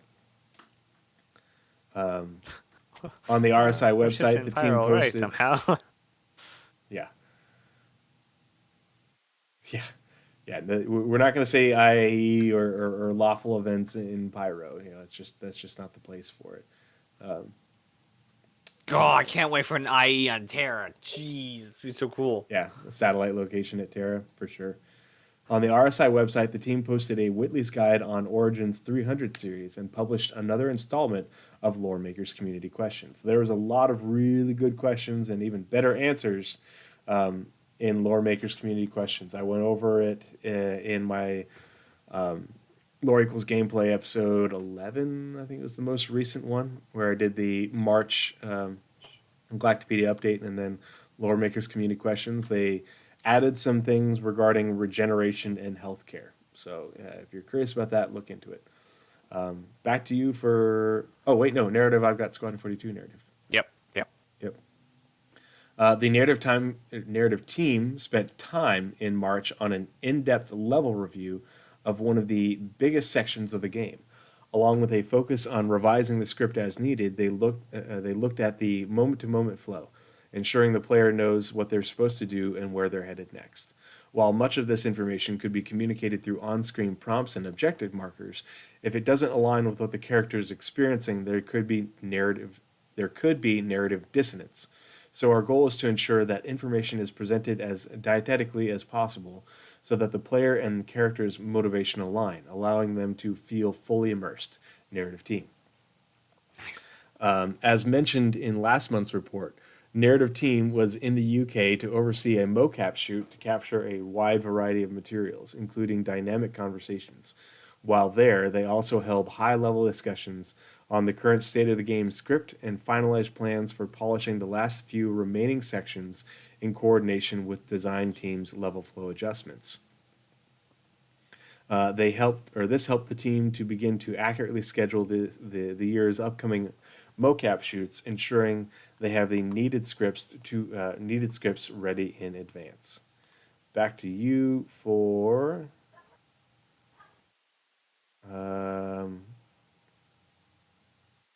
online services, Montreal, right? Yeah. Yeah, I'm just rereading that paragraph 5 times. Held a high-level discussion of the current state of the game, scripts, and finalized plans for polishing the last few remaining sections in coordination with design. Yep. That is like another real. I know we say this like literally every time we read these monthly reports, but that's a big thing being done. Yeah. That's narrative and design saying these parts are done of the game because they're the first hands on it. So when narrative lines up, like the previous paragraph said, they will go back and re-review and make adjustments as needed. But narrative comes in and design comes in to kick off and to like start the process. So when they're happy, it at least like imagine the ship pipeline. White box is done. Okay, that's like design, then the first content, and then they review, and then adjustments are made, and then gold. So, man, that's really good. Online Services Montreal. In March, the online service team focused on hot fixes for the Alpha 318 live release. These were primarily aimed at inventory login, entitlement, and relieving stress on the global database. For Alpha 318.1, the team added a new ASOF ship delivery system. And what this happens in game is instead of all your ships being at your home location, none of your ships exist until you deliver them. So now when you go to the ASOF terminal, instead of saying request ship, there'll be a deliver button, and you can do that to any ship anywhere. So if you haven't already delivered your ship, you can go to anywhere in the verse and deliver your ship. It takes 20 seconds to get your ship anywhere. That way, all your ships are not in one location. And for the database, it means it doesn't have to entitle all your ships and all your items on your ships into an inventory all at the same time when everyone's logging on. Those can stay back waiting, so not all the items are being... And there's, like they've said, dozens or hundreds of items per ship. So, it's a good thing. And then back to you again for systemic services and tools. You get all the tools ones this time. I like tools, man. I'm a fool for tools. Alongside supporting the Alpha 318 release and bug fixing cargo, ASOP terminal, and GIM issues, the team began R&D for a service beacon architecture update. Nice. They also made progress on a character creation service, supported USPU in testing the new expo halls, Savol, solved subsumption editor issues, and worked with design on the Quantum Odin tool. Ooh.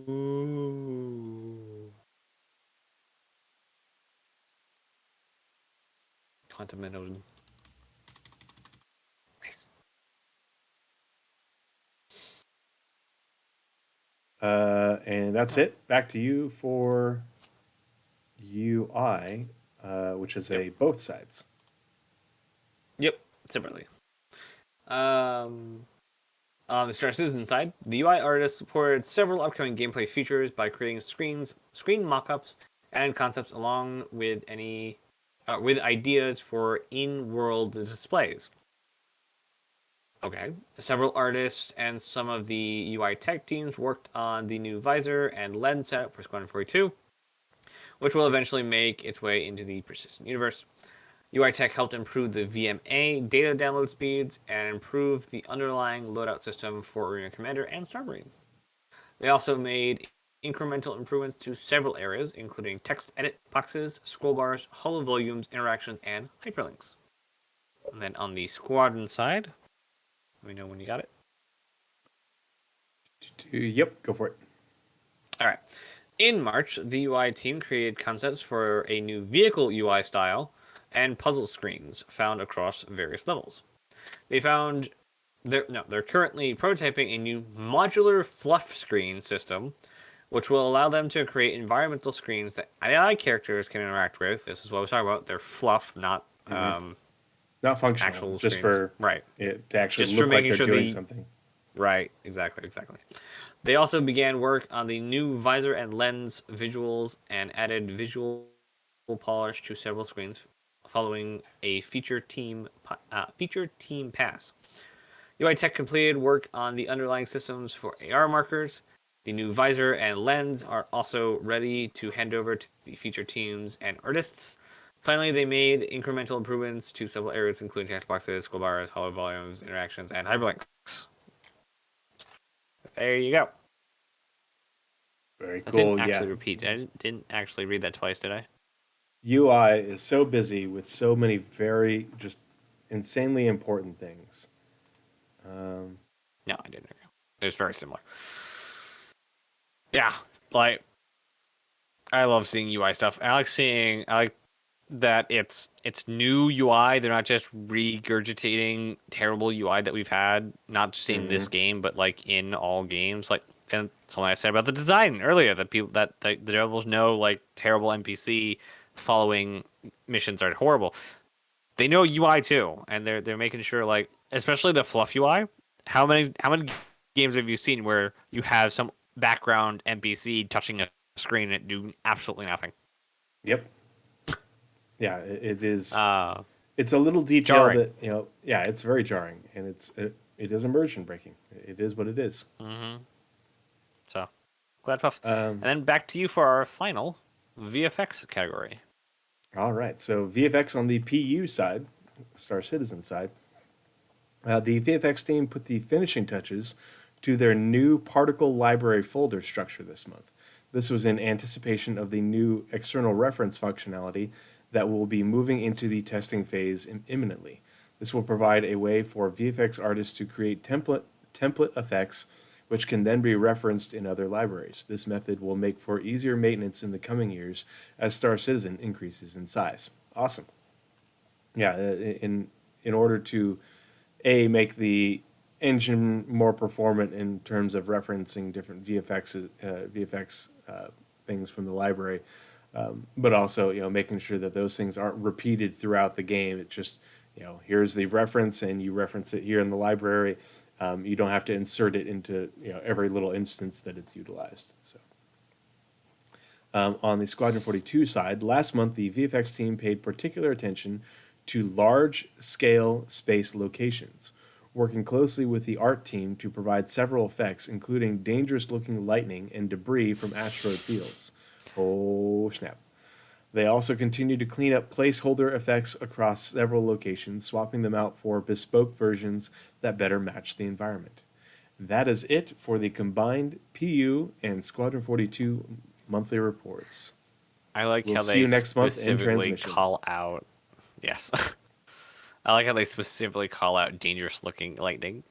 As Space opposed to weather? Yeah, not there's a dangerous lot of looking weather in lightning. space. Yeah. Yeah. Friendly looking lightning. Yeah. It's very There's this a lot of weather this in lightning space. is much less threatening. It's a nice soft shade of pink. It won't hurt you or your ship. Yeah. Yeah, give me the space weather, especially all the space weather that you can use to hide your ship and move about in system undetected. Yeah, very very sneaky. Yep. Yeah, Hey, we did it under 3 hours too. Wow. we did it in under two. Well, and like the monthly reports was literally 2 hours because our intro was like Yeah. 20 minutes. So 20. yeah, Yeah. nailed it. We did good. We did good. Yeah. Yeah, some friendly electrical Looks like some storms off French in the distance. electrical storms. Oh, the lightning just wants to play. Oh my gosh. Why does this sound like a space for our safari? Let's see here. So I don't have anything else for this week's episode. Do you have Nope. anything? I also have nothing. I have Alrighty. sleeps. Yep. I am. Yeah, I'm gonna call it a night as well. Chat. Do you guys have any suggestions for who we should raid? Let's see. If only Ender was playing Star Citizen. I want to. No, I want stream manager. Ah, I see. Raid channel. Let's see. Who is available? That is playing right now. Oh, is that Sergeant Tickles? We're gonna raid Sergeant Tickles. So Sergeant, if you missed it last episode, Sergeant Tickles is also joining the Armchair Admirals and Generals team, and so depending on who's available, depending on who wants to talk about what, is what will determine who the roster is for upcoming episodes. So that way we can still get an episode out. If Night Cobb is away, or Tirakel is busy, that sort of thing. Or if they're like, that's just not my wheelhouse, I don't feel like talking about that. But maybe Kale Kataran wants to talk about it. So let's raid Sergeant Tickles and send him some love. I hope you guys all have a good evening. Thanks for coming and hanging out with us. Yep, U.S. Air Force Sergeant Tickles is an Afghanistan veteran. And so I'll be putting out a tweet in the next day or two with all the intros for the new people who are joining the team. So stay tuned for that. Cool. 07, everyone. Thanks for hanging out with us. Good to see you, Naz. And you guys all have a good night. Let's get ready for that raid start. Okay. It says I use raid. It says 11 viewers are ready to raid Sergeant Tickles now. And send it. Bye. Goodbye.